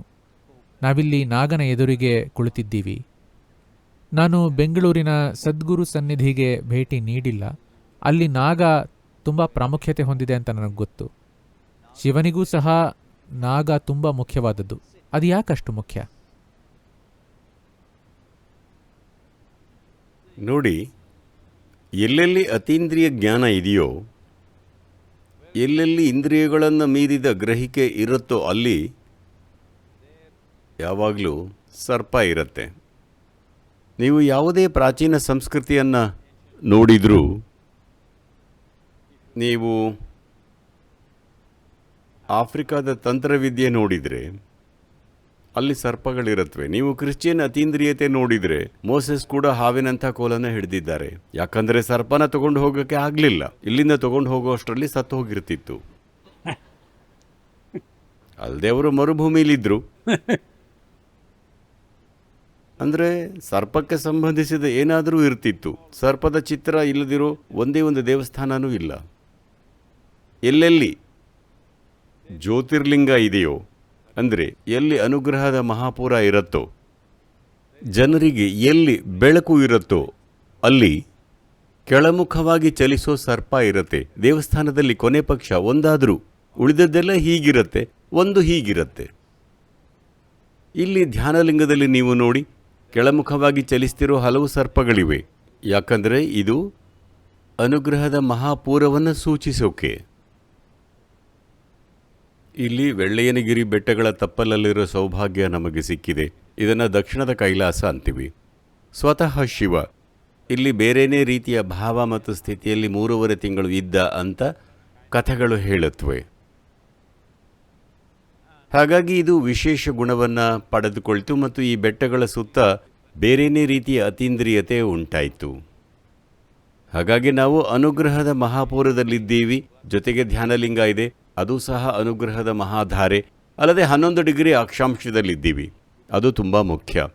ಭೂಮಿಯ ವಾಲುವಿಕೆ ಮತ್ತು ಅದರ ತಿರುಗುವಿಕೆಯಿಂದಾಗಿ ಕೇಂದ್ರಾಪಗಾಮಿ ಬಲ ಸರಿಸುಮಾರು 11 ಡಿಗ್ರಿ ಅಕ್ಷಾಂಶದಲ್ಲಿ ಗರಿಷ್ಠ ಮಟ್ಟದಲ್ಲಿರುತ್ತೆ. ಸದ್ಯ ನಾವು ಅದೇ ಜಾಗದಲ್ಲಿದ್ದೀವಿ. ಅಂದರೆ ಇವೆಲ್ಲ ಸೇರಿ ಇಲ್ಲಿ ಶಕ್ತಿಯ ಸಹಜ ಉತ್ಕರ್ಷ ಇದೆ. ಈಗ ಹಾವಿನ ಬಗ್ಗೆ, ಮುಖ್ಯವಾಗಿ ಸರ್ಪದ ಬಗ್ಗೆ ನಿಮಗಿದನ್ನು ಹೇಳಬೇಕು. ಒಂದು ಕಾಲ ಇತ್ತು, ತುಂಬ ಹಿಂದೆ ನನ್ನ ಜೀವನದಲ್ಲಿ, ನಾನು ಮೈಸೂರಿನ ಸುತ್ತಲಿನ ಕಾಡುಗಳಲ್ಲಿ ಅಥವಾ ಪಶ್ಚಿಮ ಘಟ್ಟಗಳಲ್ಲಿದ್ದಾಗ, ಯಾಕೆ ಅಂತ ಗೊತ್ತಿಲ್ಲ, ಸಾಮಾನ್ಯವಾಗಿ ಎಲ್ಲ ಬೆಳಿಗ್ಗೆ ಸಂಜೆ ಅಥವಾ ರಾತ್ರಿ ಧ್ಯಾನ ಮಾಡ್ತಿದ್ರೆ ನಾನು ಯಾವಾಗಲೂ ಮಧ್ಯಾಹ್ನ ಧ್ಯಾನ ಮಾಡ್ತಿದ್ದೆ. ಯಾಕೆ ಅಂತ ಗೊತ್ತಿಲ್ಲ, ಆ ಟೈಮಲ್ಲಿ ನಾನು ಯಾವಾಗಲೂ ಮಧ್ಯಾಹ್ನ ಧ್ಯಾನ ಮಾಡ್ತಿದ್ದೆ. ಕೆಲವು ಗಂಟೆಗಳವರೆಗೆ ಕಣ್ಮುಚ್ಚಿ ಧ್ಯಾನಕ್ಕೆ ಕೂತ್ರೆ 12-15 ಸರ್ಪಗಳು ನನ್ನ ಮುಂದೆ ಇರ್ತಿದ್ವು. ಯಾಕಂದರೆ ಅವಕ್ಕೆ ಆ ಗ್ರಹಿಕೆ ಇದೆ. ಪ್ರಾಣಶಕ್ತಿಯಲ್ಲಿ ಬದಲಾವಣೆ ಆದ ಕೂಡಲೇ ಅವುಗಳಿಗೆ ಅದು ಇಷ್ಟ ಆಗಿ ಅಲ್ಲಿಗೆ ಬರುತ್ತವೆ.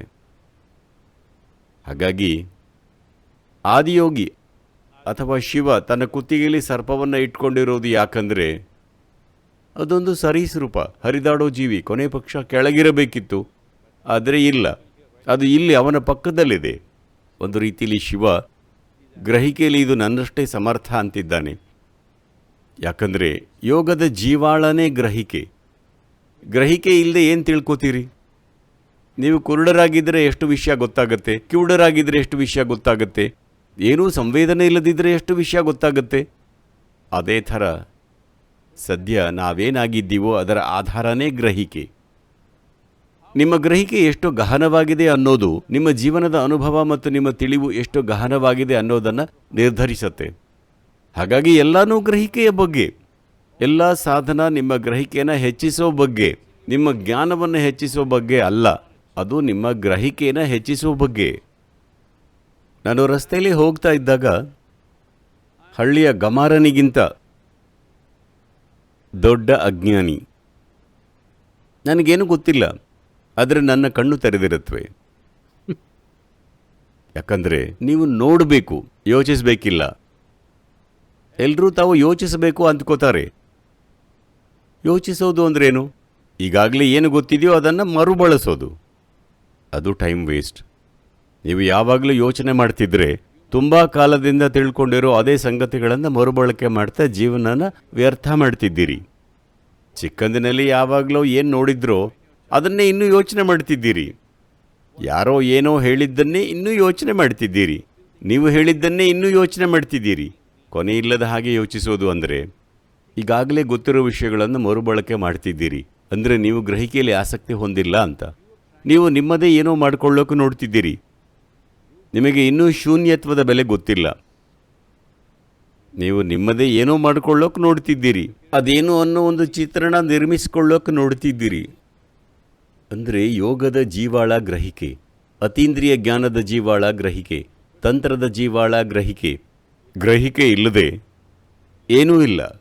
ಕಣ್ಣು ಏನನ್ನು ನೋಡುತ್ತೋ ಅದನ್ನು ಎಲ್ಲರೂ ಗ್ರಹಿಸ್ತಿದ್ದಾರೆ. ಎಲ್ಲರಿಗೂ ಕಾಣದೇ ಇರೋದನ್ನು ನೋಡೋದು, ಕಾಣೋಕೆ ಸೋತಿರೋದನ್ನು ನೋಡೋದು ಮುಖ್ಯವಾದದ್ದು. ಈಗ ಉದಾಹರಣೆಗೆ ಒಂದು ಸರ್ಪ ಈಗ ಸದ್ಯ ವೆಲ್ಲೆಯಂಗಿರಿ ಬೆಟ್ಟದಲ್ಲಿದೆ. ಅಲ್ಲೆಲ್ಲೋ ಆಗ್ತಿರೋದು ಅಲ್ಲ. ಭೂಕಂಪ ಆಗಲಿದ್ರೆ ಕ್ಯಾಲಿಫೋರ್ನಿಯಾದಲ್ಲಿ ಅಂದುಕೊಳ್ಳೋಣ. ಕ್ಯಾಲಿಫೋರ್ನಿಯಾ ಅಂತಿರೋದು ಯಾಕಂದರೆ ಅದು ಪೂರ್ತಿ ವಿರುದ್ಧ ದಿಕ್ಕಿನಲ್ಲಿದೆ, ಜಗತ್ತಿನ ಇನ್ನೊಂದು ಬದಿಯಲ್ಲಿ. ಆಗ ಸರ್ಪ ಬೇರೆಯೇ ರೀತಿಯಲ್ಲಿ ವರ್ತಿಸೋಕೆ ಶುರು ಮಾಡುತ್ತೆ. ಈಗ ಚೈನಾದಲ್ಲಿ ಒಂದು ಸಂಸ್ಥೆಯನ್ನು ಹುಟ್ಟು ಹಾಕಿದ್ದಾರೆ. ಅಲ್ಲಿ ಹಾವುಗಳನ್ನು ಗಮನಿಸಿ ಭೂಕಂಪನ ಮುನ್ಸೂಚನೆ ಪಡೀತಿದ್ದಾರೆ. ಅವುಗಳನ್ನು ಗಮನಿಸಿದರೆ, ಅವುಗಳ ಚಲನೆ ಮತ್ತು ವರ್ತನೆಯನ್ನು ಗಮನಿಸಿದರೆ ಭೂಕಂಪ ಆಗಲಿದ್ರೆ ನಿಮಗೆ ಮೊದಲೇ ಗೊತ್ತಾಗತ್ತೆ. ಯಾಕಂದರೆ ಅವು ತುಂಬಾ ಸೂಕ್ಷ್ಮ. ಅವು ಕಿವುಡಾಗಿರೋದ್ರಿಂದ ಅಕ್ಷರಶಃ ನೆಲಕ್ಕೆ ಕಿವಿಗೊಟ್ಟಿರುತ್ತವೆ.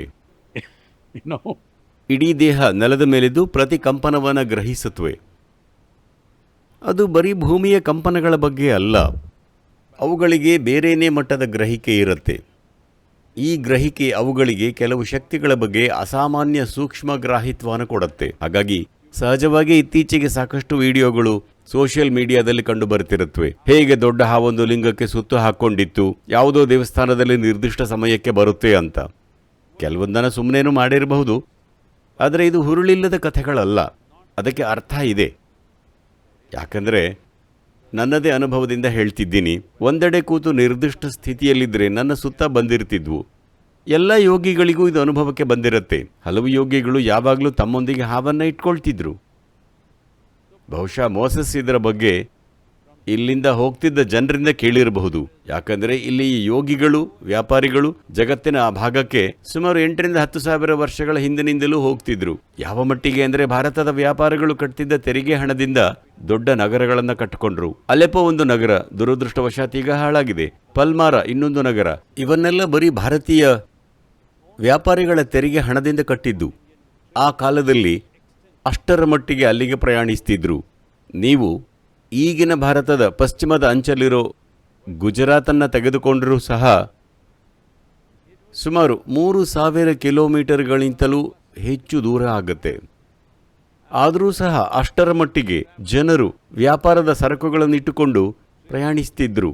ಅವರ ಜೊತೆಗೆ ಯೋಗಿಗಳು, ದಾರ್ಶನಿಕರು ಸಾಗ್ತಿದ್ರು. ಹಾವುಗಳನ್ನಿಟ್ಟುಕೊಳ್ಳೋದು ಇಂದ್ರಿಯಗಳನ್ನು ಮೀರಿದ ಗ್ರಹಿಕೆಯನ್ನು ಕೊಡುತ್ತೆ. ಹಾಗಾಗಿ ಜನರು ಹಾವಿನ ತರಹದ ಕೋಲುಗಳನ್ನು ಇಟ್ಟುಕೊಂಡು ಹೋಗ್ತಿದ್ರು.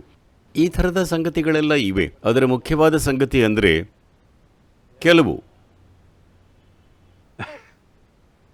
ಇವರೆಲ್ಲ ಯುವಜನರು, ಕೆಲವನ್ನೆಲ್ಲ ಹೇಳೋಕೆ ಹಿಂಜರಿತಿದ್ದೀನಿ. ಮುಖ್ಯವಾಗಿ ಹಿಮಾಚಲದ ಕಡೆಗಳಲ್ಲಿ, ಹಾಗೆ ಪಶ್ಚಿಮ ಘಟ್ಟಗಳ ಕೆಲವು ಭಾಗಗಳಲ್ಲಿ, ಪೂರ್ವದಲ್ಲಿ ವಿಶಾಖಪಟ್ಟಣಂ ಹತ್ತಿರ ಆ ಪ್ರದೇಶಗಳಲ್ಲಿ ಕೆಲವು ಯೋಗಿಗಳಿದ್ದಾರೆ. ಅವರು ಸಾಮಾನ್ಯವಾಗಿ ತಮ್ಮೊಂದಿಗೆ ಹಾವನ್ನು ಇಟ್ಕೊಂಡಿರಬಹುದು.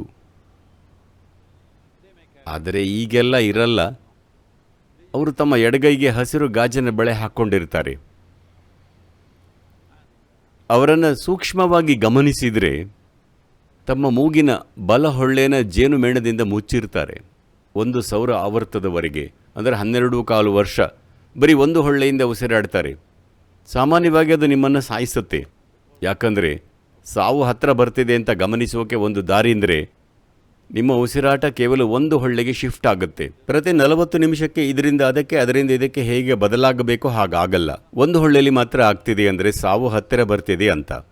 ಆದರೆ ಅವರು ಈ ಪ್ರಕ್ರಿಯೆಯನ್ನು ಅದನ್ನು ಮೀರೋಕೆ ಬಳಸ್ತಾರೆ. ತಮ್ಮ ನಶ್ವರತೆಯನ್ನು ಮೀರೋಕೆ, ತಮ್ಮ ದೇಹವನ್ನು ಮೀರೋಕೆ ಬಳಸ್ತಾರೆ. ಇಲ್ಲಿ ತಮ್ಮ ಬರೀ ದೇಹವಾಗಿ ಇರದೆ ಕೂರೋಕೆ ತಮ್ಮ ಬಲ ಹೊಳ್ಳೆನ ಮುಚ್ಚಿ ಎಡದಿಂದ ಮಾತ್ರ ಉಸಿರಾಡ್ತಾರೆ. ಒಂದು ವೇಳೆ ನೀವು ಎಡಗೈಗೆ ಹಸಿರು ಬಳೆ ಹಾಕಿ ಸ್ವಲ್ಪ ವಿಲಕ್ಷಣವಾಗಿರೋ ಯೋಗಿಯನ್ನು ನೋಡಿದರೆ, ಆದರೆ ಎಡಹೊಳ್ಳೆಯಲ್ಲಿ ಜೇನುಮೇಣ ಕಾಣದಿದ್ದರೆ ಅವರನ್ನು ನೀವು ಮಿಸ್ ಮಾಡಬಾರ್ದು. ಅವರ ಜೊತೆ ಇರೋದು ಅತ್ಯಂತ ಸೂಕ್ತ. ಆದರೆ ಯಾರೋ ಇನ್ನೂ ಜೇನುಮೇಣ ಇಟ್ಕೊಂಡಿದ್ರೆ ಇನ್ನೂ ಪ್ರಯತ್ನಿಸ್ತಿದ್ದಾರೆ ಅಂತ. ನೀವು ದೇವಿಯ ಬಗ್ಗೆ ಹೇಳಿದಿರಿ. ದೇವಿ ಒಂದು ರೀತಿಯಲ್ಲಿ ಶಿವನ ಅವಿಭಾಜ್ಯ ಅಂಗ ಅನ್ನಬಹುದು. ಯಾವುದೋ ದೇವಿ ಮತ್ತು ವಿಷ್ಣು ಅಥವಾ ಇತರೆ ದೇವರುಗಳಿಗೆ ಇದ್ದ ನಂಟಿಗಿಂತ ಬೇರೆ ರೂಪದಲ್ಲಿದ್ದಾಗ ಇರಬಹುದು. ಯಾಕೆ? ರಾಧಾಕೃಷ್ಣ ಇದ್ದಾರಲ್ಲ. ಅದಕ್ಕೆ ನಾನು ಬೇರೆ ರೂಪಗಳು ಅಂತ ಉಲ್ಲೇಖ ಮಾಡಿದೆ. ನಾನು ಒಂದು ಹೇಳಿಕೆಯನ್ನು ಕೊಡ್ತೀನಿ, ಅದಕ್ಕೆ ನಿಮ್ಮ ಪ್ರತಿಕ್ರಿಯೆ ಏನು ಅಂತ ನೋಡಬೇಕು. ನಾವು ಸಾಮಾನ್ಯವಾಗಿ ಶಿವನನ್ನ ಗಂಡನನ್ನಾಗಿ ಪಡೆಯೋಕ್ಕೆ ಪಾರ್ವತಿ ತಪಸ್ಸನ್ನು ಮಾಡಿದ್ಲು ಅಂತ ಯೋಚಿಸ್ತೀವಿ. ಬೇರೆ ಪುರಾಣಗಳಲ್ಲಿ ಇರೋ ಹಾಗೆ ಶಿವಪುರಾಣದಲ್ಲೂ ಅದನ್ನು ಹಾಗೆ ವಿವರಿಸಿದ್ದಾರೆ. ಆದರೆ ದೇವಿನೇ ಮೇನಾ ಮತ್ತು ಹಿಮವಂತನ ಮಗಳಾಗಿ ಹುಟ್ಟಿದ್ದು. ಒಂದು ರೀತಿಲಿ ಆಕೆ ಮಾನವ ರೂಪ ಧರಿಸಿದಳು. ಇದು ಮನುಷ್ಯರಿಗೆ ಒಂದು ರೂಪಕವಾಗಿ ಹೇಳಿರೋದಾ? ಪಾರ್ವತಿ ಶಿವನನ್ನ ಗಂಡನಾಗಿ ಪಡೆಯೋಕ್ಕೆ ತಪಸ್ಸು ಮಾಡಿದಳು ಅನ್ನೋದು ಮನುಷ್ಯರು ದೈವತ್ವಾನ ಪಡೆಯೋಕ್ಕೆ ತಪಸ್ಸನ್ನು ಮಾಡಬೇಕು ಅನ್ನೋ ಅರ್ಥದಲ್ಲಿ ಇದನ್ನ ಹೇಳಿರುವ ಸಾಧ್ಯತೆ ಇದೆಯಾ? ಅದರ ಬಗ್ಗೆ ನಿಮ್ಮ ಪ್ರತಿಕ್ರಿಯೆ ಏನು? ಮತ್ತು ಎರಡನೇದಾಗಿ, ಶಿವಭಕ್ತಿಗೆ, ಶಿವನ ಆರಾಧನೆಗೆ ದೇವಿ ಅಥವಾ ಲಿಂಗಭೈರವಿ ಅಥವಾ ಭೈರವಿ ಆರಾಧನೆ ಎಷ್ಟು ಮುಖ್ಯ? ನೋಡಿ, ಮುಖ್ಯವಾದ ಸಂಗತಿ ಅಂದರೆ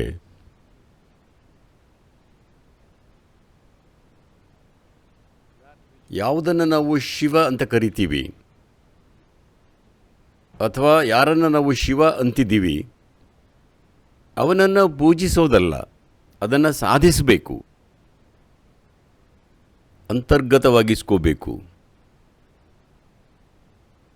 ಈಗ ಪಾರ್ವತಿಯ ಈ ತಪಸ್ಸು, ಅವಳು ಒಬ್ಬ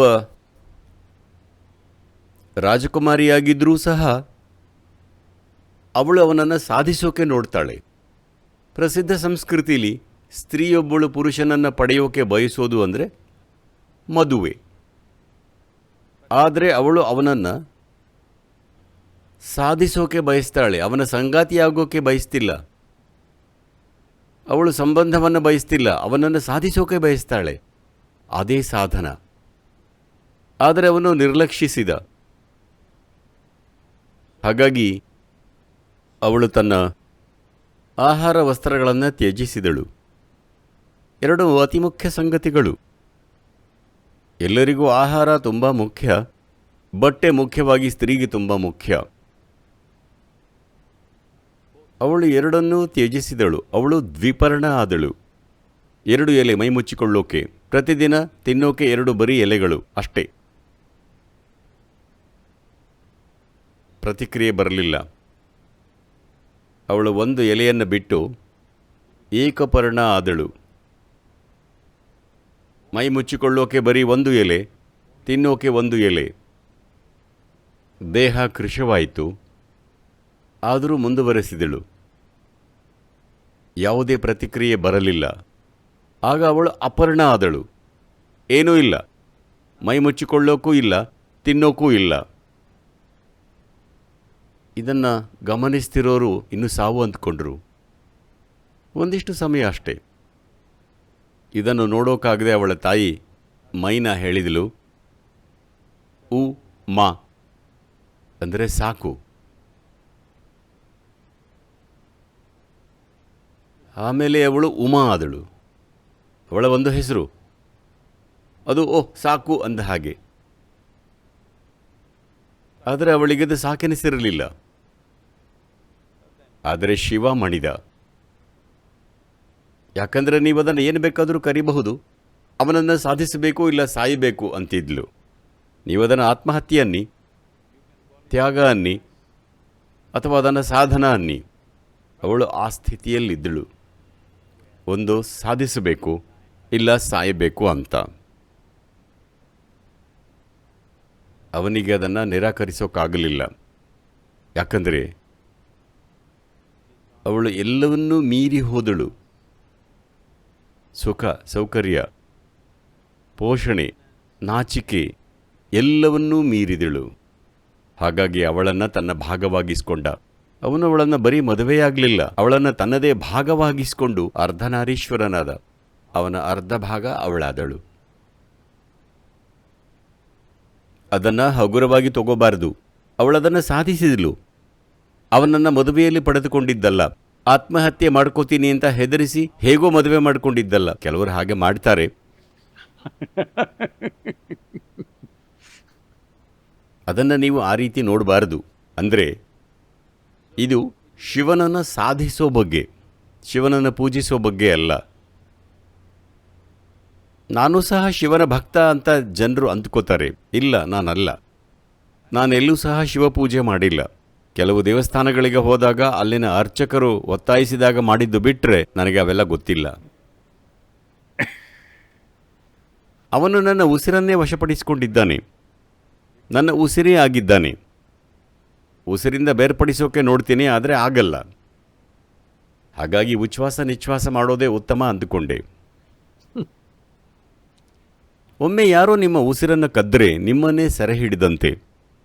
ಈಗ ನಿಮ್ಮ ಉಸಿರನ್ನು ನಾನು ನನ್ನ ಕೈಲಿ ಹಿಡ್ಕೊಂಡ್ರೆ ನೀವು ನನ್ನ ಗುಲಾಮರಾಗ್ತೀರಿ ಅಲ್ವಾ? ನನಗೂ ಅದೇ ಆಗಿದ್ದು. ಭಕ್ತ ಅಲ್ಲ, ಪೂಜೆ ಮಾಡೋನಲ್ಲ, ಬರೀ ಗುಲಾಮ. Just a slave. ನೀವು ಶಿವಪುರಾಣದ ಬಗ್ಗೆ ಮಾತಾಡಿದ್ದರ ಬಗ್ಗೆ ನಾನು ಎಲ್ಲೋ ಓದಿದೆ. ಅದರಲ್ಲಿ ಥಿಯರಿ ಆಫ್ ರಿಲೇಟಿವಿಟಿ, ಕ್ವಾಂಟಮ್ ಮೆಕ್ಯಾನಿಕ್ನ ಉಲ್ಲೇಖಗಳು ಇವೆ. ಆದರೆ ನಾವು ವಿಜ್ಞಾನಿಗಳೇನಲ್ಲ, ಮರೆತು ಬರೀ ಆಚರಣೆಗಳನ್ನು ಮಾತ್ರ ನೆನಪಿಟ್ಕೊಂಡಿದ್ದೀವ ಅಂದಿದ್ರಿ. ನನ್ನ ನೆನಪು ತಪ್ಪಾಗಿಲ್ಲ ಅನ್ಕೋತೀನಿ. ಅದನ್ನು ಸ್ವಲ್ಪ ವಿವರಿಸ್ತೀರಾ? ನೋಡಿ, ನಾವು ಈಗಾಗಲೇ ಅದರ ಮೇಲ್ಮೈಯನ್ನು ನೋಡಿದ್ವಿ.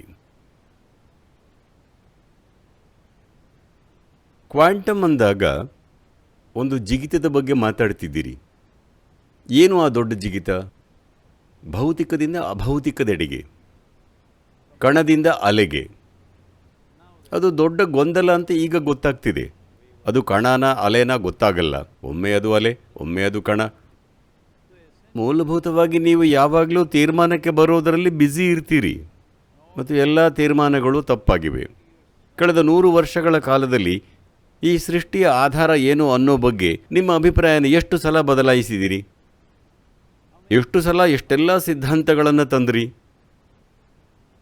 ಇದ್ಯಾಕೆ ಅಂದರೆ ಬಿಡಿಯಾಗಿ ನೋಡೋದು. ವಿಜ್ಞಾನ ಬದ್ಧವಾಗಿರೋದು ಬರೀ ಪ್ರತ್ಯೇಕಿಸಿ ನೋಡೋ ಅಧ್ಯಯನಕ್ಕೆ. ಅದರದ್ದು ಪ್ರಯೋಜನಗಳಿವೆ, ನಮ್ಮ ಜೀವನಕ್ಕೆ ಸಾಕಷ್ಟು ಪ್ರಯೋಜನಗಳನ್ನು ತಂದುಕೊಟ್ಟಿದೆ, ಅದರ ಬಗ್ಗೆ ಪ್ರಶ್ನೆ ಇಲ್ಲ. ಆದರೆ ಅದಕ್ಕೆ ತನ್ನದೇ ಆದ ಮಿತಿಗಳಿವೆ. ಅದೃಷ್ಟವಶಾತ್ ಹಲವಾರು ವಿಜ್ಞಾನಿಗಳಿಗೆ, ಹಲವಾರು ಭೌತಶಾಸ್ತ್ರಜ್ಞರಿಗೆ ಇದು ಮನವರಿಕೆಯಾಗಿದೆ. ನಮಗೆ ಗೊತ್ತಿಲ್ಲದೆ ಇರೋದು ಅಷ್ಟೇ ಅಲ್ಲ, ಯಾವತ್ತೂ ಗೊತ್ತಾಗಲ್ಲ ಅಂತ ಹೇಳ್ತಿದ್ದಾರೆ. ನಾನದಕ್ಕೆ ತಲೆಬಾಗ್ತೀನಿ. ಯಾಕಂದರೆ ಇದು ವಿವೇಕ. ಅರಿತುಕೊಳ್ಳೋದು ಸಾಧ್ಯವಾಗೋಕೆ ಇದು ತಳಹದಿ. ಅವರು ಪಡೆದಿರೋ ಶಿಕ್ಷಣದ ರೀತಿ ಹೇಗಿದೆ ಅಂದರೆ ಅರಿಯೋ ಬೇರೊಂದು ಮಾರ್ಗಕ್ಕೆ ತಮ್ಮನ್ನು ತಂದುಕೊಳ್ಳೋಕೆ ಆಗಲ್ಲ. ಸದ್ಯ ಎಲ್ಲವನ್ನು ಅರಿತುಕೊಳ್ಳೋಕೆ ನಮ್ಮ ಬುದ್ಧಿಯನ್ನು ಬಳಸ್ತಿದ್ದೀವಿ. ಬುದ್ಧಿಯನ್ನು ಬಳಸೋದು ಅಂದರೆ, ಈಗ ನೀವು ಯಾರನ್ನೋ ನಿಮಗೆ ಹರಿತವಾದ ಬುದ್ಧಿ ಬೇಕಾ ಅಥವಾ ಮಂದ ಬುದ್ಧಿನ ಅಂದರೆ ಎಲ್ಲರೂ ಹರಿತವಾದ ಬುದ್ಧಿ ಅಂತಾನೆ ಹೇಳ್ತಾರೆ. ನಿಮ್ಮ ಹತ್ರ ಹರಿತವಾದ ಉಪಕರಣ ಇದ್ದರೆ ಏನು ಮಾಡಬಹುದು? ನೀವು ಕತ್ತರಿಸಬಹುದು. ಈಗ ಹೊಲಿಗೆ ಹಾಕಬೇಕಂದ್ರೆ, ಈಗ ಯಾರಿಗೋ ಸರ್ಜರಿ ಮಾಡಬೇಕಂದ್ರೆ ಚಾಕು ಅಥವಾ ಸ್ಕ್ಯಾಲ್ಪೆಲ್ನಿಂದ ಕೊಯ್ದು ಹೊಲಿಗೆ ಹಾಕಬೇಕಾದ್ರೆ ನಿಮ್ಮ ಹತ್ರ ಸೂಜಿ ಇಲ್ಲದೆ ಅದೇ ಸ್ಕಾಲ್ಪೆಲ್ನಿಂದ ಹೊಲಿಗೆ ಹಾಕಿದರೆ ಆ ವ್ಯಕ್ತಿಗೆ ಗಾಯಗಳಾಗಿ ರಕ್ತಸಿಕ್ತನಾಗ್ತಾನೆ. ನೋಡಿ, ಬುದ್ಧಿಯ ಸಮಸ್ಯೆ ಇದು. ನೀವು ಕತ್ತರಿಸಿದಾಗ ಸ್ವಲ್ಪ ಏನನ್ನು ತೋರಿಸುತ್ತೆ. ಎಲ್ಲನೂ ಅರ್ಥ ಮಾಡ್ಕೊಳ್ಳೋಕೆ ಅಂತ ಒಟ್ಟಿಗೆ ಹೊಲಿಗೆ ಹಾಕಿ ಜೋಡಿಸೋಕೆ ನೋಡಿದರೆ ಪೂರ್ತಿಯಾಗಿ ಕುಸಿದು ಹೋಗುತ್ತೆ. ಯಾಕಂದರೆ ಎಲ್ಲದಕ್ಕೂ ಚಾಕುವನ್ನು ಬಳಸ್ತಿದ್ದೀರಿ. ಸದ್ಯ ನಿಮಗೆ ಸಿಕ್ಕಿರೋ ಶಿಕ್ಷಣ ಬರೀ ನಿಮ್ಮ ಬುದ್ಧಿಯನ್ನು ಪೋಷಿಸ್ತಿದೆ. ಬುದ್ಧಿವಂತಿಕೆ ಇತರ ಆಯಾಮಗಳನ್ನು ಪೂರ್ತಿಯಾಗಿ ನಿರ್ಲಕ್ಷಿಸಿದೆ. ನಮ್ಮೊಳಗಿನ ಬುದ್ಧಿವಂತಿಕೆಯ ಇತರ ಆಯಾಮಗಳನ್ನು ವರ್ಧಿಸೋಕೆ ನಮ್ಮನ್ನು ಹೂಡಿಕೊಂಡ ಹೊರತು ಅವುಗಳನ್ನು ಬಿಡಿ ಬಿಡಿಯಾಗಿ ಅರ್ಥ ಮಾಡಿಕೊಂಡು ಆಮೇಲೆ ಒಟ್ಟುಗೂಡಿಸೋಕೆ ಹೋದರೆ ಅದು ಸಹ ಚಾಕುವಿನಿಂದ ಕತ್ತರಿಸೋ ಉಪಕರಣನ ಹೊಲಿಗೆಗೆ ಬಳಸೋಕ್ಕಾಗೋಲ್ಲ. ಅಷ್ಟೇ ವಿಷಯ. ಆದರೆ ನಾವು ಎಲ್ಲವನ್ನೂ ಈ ಒಂದು ಸಂಗತಿಯಿಂದ ಮಾಡ್ತಿದ್ದೀವಿ. ಹಾಗಾಗಿ ಇದರ ಬಗ್ಗೆ ಸಾಕಷ್ಟು ಗೊಂದಲಗಳಿವೆ. ವಿಜ್ಞಾನಿಗಳು ನಾವು ಏನು ನೋಡ್ತಿದ್ದೀವಿ ಇದೇ ಅಂತಿಮ ಸತ್ಯ ಅಲ್ಲ ಅಂತಿದ್ದಾರೆ. ಆದರೆ ಇಲ್ಲಿ ಸುಮಾರು ಜನ ವಾಟ್ಸಪ್ ವಿಜ್ಞಾನಿಗಳಿದ್ದಾರೆ. ಸೋಷಿಯಲ್ ಮೀಡಿಯಾದಲ್ಲಿ ಏನೆಲ್ಲ ಅಸಂಬದ್ಧಗಳನ್ನು ಓದಿರ್ತಾರೋ ಅದೇ ಪರಮ ವಿಜ್ಞಾನ ಅಂದ್ಕೋತಾರೆ. ಮಹಾನ್ ವಿಜ್ಞಾನಿಗಳು ಹೇಳ್ತಿದ್ದಾರೆ, ಈಗ ನಾವು ಹೇಳ್ತಿರೋದೇ ಅಂತಿಮ ಸತ್ಯ ಅಲ್ಲ, ನಮಗೆ ಸದ್ಯ ಗೊತ್ತಿರೋದಿಷ್ಟೇ ಅಂತ. ಆದರೆ ವಾಟ್ಸಪ್ ವಿಜ್ಞಾನಿಗಳು ಇದೇ ಸತ್ಯ, ಉಳಿದಿದ್ದೆಲ್ಲ ವಿಜ್ಞಾನ ಅಲ್ಲ ಅಂತಾರೆ. ಯಾಕೆ ಅಂದರೆ ಗಹನವಾದ ವಿಷಯಗಳು ಸುಲಭವಾಗಿ ಕೈಗೆ ಸಿಕ್ಕರೆ ಗಹನವಾದ್ದು ಬೆಲೆ ಕಳ್ಕೊಳ್ಳುತ್ತೆ. ಇದನ್ನ ಮಂತ್ರ ಪಠಣದಿಂದ ಆರಂಭಿಸಿದ್ರಿ. ನೀವು ಮಂತ್ರ ಸ್ತೋತ್ರಗಳನ್ನು ಹೇಳೋದನ್ನು ನಾವೆಲ್ಲರೂ ಕೇಳಿದ್ದೀವಿ. ನಿಮಗೆ ತುಂಬ ಇಷ್ಟವಾದ ಮಂತ್ರ ಯಾವುದು? ಶಿವನ ಮಂತ್ರಗಳ ಬಗ್ಗೆ ಕೇಳಿದ್ದೀನಿ. ಓಂ ನಮಃ ಶಿವಾಯ ಬಿಟ್ಟು ಅದು ಹೇಗೂ ಆಗಿರುತ್ತೆ. ಇಷ್ಟವಾದ್ದು ಅಂತ ಯಾವುದೂ ಇಲ್ಲ. ಯಾಕಂದರೆ ನಾನು ಸಾಮಾನ್ಯ ಏನೂ ಪಠಿಸಲ್ಲ. ಕೇವಲ ಸಾರ್ವಜನಿಕ ಸ್ಥಳಗಳಲ್ಲಿ ಏನನ್ನೂ ಶುರು ಮಾಡುವಾಗ ಮಂತ್ರ ಪಠಿಸಿ ಶುರು ಮಾಡ್ತೀನಿ. ಇಲ್ಲದಿದ್ದರೆ ಅವರೆಲ್ಲ ಫೋನ್ನಲ್ಲಿ ಮೆಸೇಜ್ ಮಾಡ್ತಿರ್ತಾರೆ ನಾನು ಪಠಿಸ್ತಿದ್ದ ಹಾಗೆ.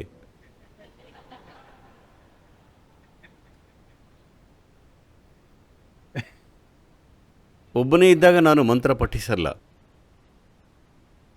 ಯಾಕಂದರೆ ನನ್ನ ಪಾಲಿಗೆ ಪರಮ ಮಂತ್ರ ನಿಶ್ಚಲತೆ. ನನಗದು ತುಂಬ ಸರಳ ಮತ್ತು ಸುಲಭ. ಅದಕ್ಕಾಗಿ ಏನೂ ಮಾಡಬೇಕಿಲ್ಲ. ನಾನು ಕೂತ್ರೆ ಅದಾಗತ್ತೆ. ಪೂರ್ತಿ ನಿಶ್ಚಲವಾಗಿರ್ತೀನಿ. ಕಣ್ಮುಚ್ಚಿದರೆ ಜಗತ್ತು ಮಾಯವಾಗುತ್ತೆ. ಹಾಗಾಗಿ ಏನನ್ನೂ ಪಠಿಸಲ್ಲ.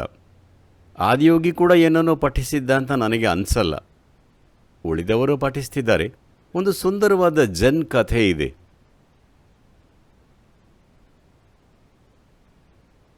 ನೋಡಿ, ನಿಶ್ಚಲವಾಗಿರೋದು ಹೇಗೆ ಅಂತ ಗೊತ್ತಿದ್ರೆ ಅವನು ಮಂತ್ರ ಪಠಿಸೋದು ಪೂಜೆ ಮಾಡೋದು ಯಾವುದೂ ಬೇಕಿಲ್ಲ. ಆದರೆ ಇದನ್ನು ಹೇಳ್ತಿದ್ದ ಹಾಗೆ ಸೋಮಾರಿಗಳಾಗಿರೋ ಸುಮಾರು ಜನರು ಅಂದುಕೋತಾರೆ, ಹೌದು ನಾನೇನು ಮಾಡಬೇಕಿಲ್ಲ, ನನಗೂ ಹಾಗೆ ಅನ್ನಿಸ್ತಿದೆ, ನಾನು ಬರೀ ನಿಶ್ಚಲ. ಇಲ್ಲ ಇಲ್ಲ, ಪಠಿಸೋದನ್ನು ಯಾವಾಗ ನಿಲ್ಲಿಸಬೇಕು ಅಂತ ನಾವು ಹೇಳ್ತೀವಿ. ಸದ್ಯ ನೀವೀಗ ಪಠಿಸಬೇಕು, ಆಸನಗಳನ್ನು ಮಾಡಬೇಕು, ಬಗ್ಗೋದು, ತಿರುಚೋದು, ತಲೆ ಕೆಳಗಾಗಿ ನಿಲ್ಲೋದು, ಎಲ್ಲ ಅಸಂಬದ್ಧಗಳನ್ನು ಮಾಡಬೇಕು. ಯಾಕಂದರೆ ಇಲ್ಲದಿದ್ದರೆ ನೀವು ನಿಮಗೆ ಮೋಸ ಮಾಡ್ಕೊಳ್ತೀರಿ, ನಿಮಗೆ ಮೋಸ ಮಾಡ್ಕೋತೀರಿ. ನಾನು ನಿಮಗೆ ಈ ಬೆಟ್ಟ ಹತ್ತೋಕ್ಕೆ ಹೇಳಿದರೆ ಅಲ್ಲಿ 7 ಬೆಟ್ಟಗಳಿವೆ. ಮೊದಲನೇ ಬೆಟ್ಟನ ಅರ್ಧ ಹತ್ತುತ್ತಿದ್ದ ಹಾಗೆ ನಿಮ್ಮ ಮಂಡಿ ಮತ್ತು ತೊಡೆಗಳು ಹಾಡು ಹೇಳೋಕೆ ಶುರು ಮಾಡುತ್ತವೆ. ಬಹುಶಃ ಮೊದಲು ಮಂತ್ರ ಹೇಳೋಕೆ ಶುರು ಮಾಡುತ್ತವೆ, ಆಮೇಲೆ ಹಾಡು ಹೇಳುತ್ತವೆ, ಇನ್ನೂ ಮೇಲೆ ಹೋದರೆ ಕಿರ್ಚೋಕೆ ಶುರು ಮಾಡುತ್ತವೆ. ಆಗ ನಿಮ್ಮ ಮನಸ್ಸು ಹೇಳುತ್ತೆ, ಅಲ್ಲಿ ಹೋಗಿ ಯಾಕೆ ಸುಮ್ಮನೆ ನಮ್ಮ ಶಕ್ತಿ ಸಮಯ ಎಲ್ಲ ವ್ಯರ್ಥ ಮಾಡೋದು, ಇಲ್ಲೂ ಸುಂದರವಾಗಿ ಇದೆ, ಅತ್ಯಂತ ಸುಂದರವಾಗಿದೆ ಅಂತ. Recently, ಇತ್ತೀಚೆಗೆ ಕೆಲವು ತಿಂಗಳ ಹಿಂದೆ ನಾನು ಯುನೈಟೆಡ್ ಸ್ಟೇಟ್ಸ್ನಲ್ಲಿದ್ದೆ.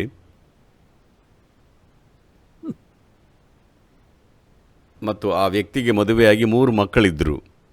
ಆದರೆ ಗಂಡ ಹೆಂಡತಿ ಮಧ್ಯೆ ಗಂಭೀರ ಸಮಸ್ಯೆಯಾಗಿ ಈಗ ಡೈವೋರ್ಸ್ ತಗೊಳ್ತಿದ್ದಾರೆ ಅನಿಸುತ್ತೆ. ಅವರು ಬಂದು ಹೇಳಿದರು, ಸದ್ಗುರು, ನಿಮಗೆ ನೆನಪಿದೆಯಾ, 20 ವರ್ಷದ ಹಿಂದೆ ನಿಮ್ಮ ಹತ್ರ ಬಂದಿದ್ದೆ, ಬ್ರಹ್ಮಚರ್ಯ ತಗೋಬೇಕು ಅಂದ್ಕೊಂಡಿದ್ದೆ.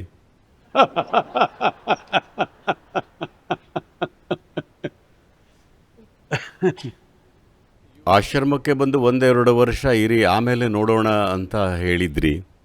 ಆದರೆ ನಾನು ಯುನೈಟೆಡ್ ಸ್ಟೇಟ್ಸ್ಗೆ ಬಂದು ಇಲ್ಲಿ ಮದುವೆಯಾದೆ. ಆ ಹುಡುಗಿ ಸಿಕ್ಕಿದ್ಲು, ಮದುವೆಯಾದೆ. ಆತನಿಗೆ 3 ಮಕ್ಕಳು. ಈಗ ತಾನು ತಪ್ಪು ಮಾಡಿದೆ ಅಂತ ಅನ್ನಿಸ್ತಿದೆ. ನಾನು ಸದ್ಗುರು ಹತ್ರ ಬ್ರಹ್ಮಚರ್ಯ ತಗೋಬೇಕು ಅಂತಿದ್ದೆ. ಅವರು ಆಶ್ರಮಕ್ಕೆ ಬರೋಕೆ ಹೇಳಿದರು. ಆಮೇಲೆ US ಗೆ ಬಂದೆ. ಈಗ 3 ಮಕ್ಕಳಿದ್ದಾರೆ. ಈಗ ಎಲ್ಲ ಹದಗೆಟ್ಟು ಹೋಗಿದೆ. ಈಗ ಡೈವೋರ್ಸ್ ಪ್ರಕ್ರಿಯೆ ನಡೀತಿದೆ. ಅಸಹ್ಯವಾದ ರೀತಿಯಲ್ಲಿ ಕೊನೆಗೊಳ್ತಿದೆ.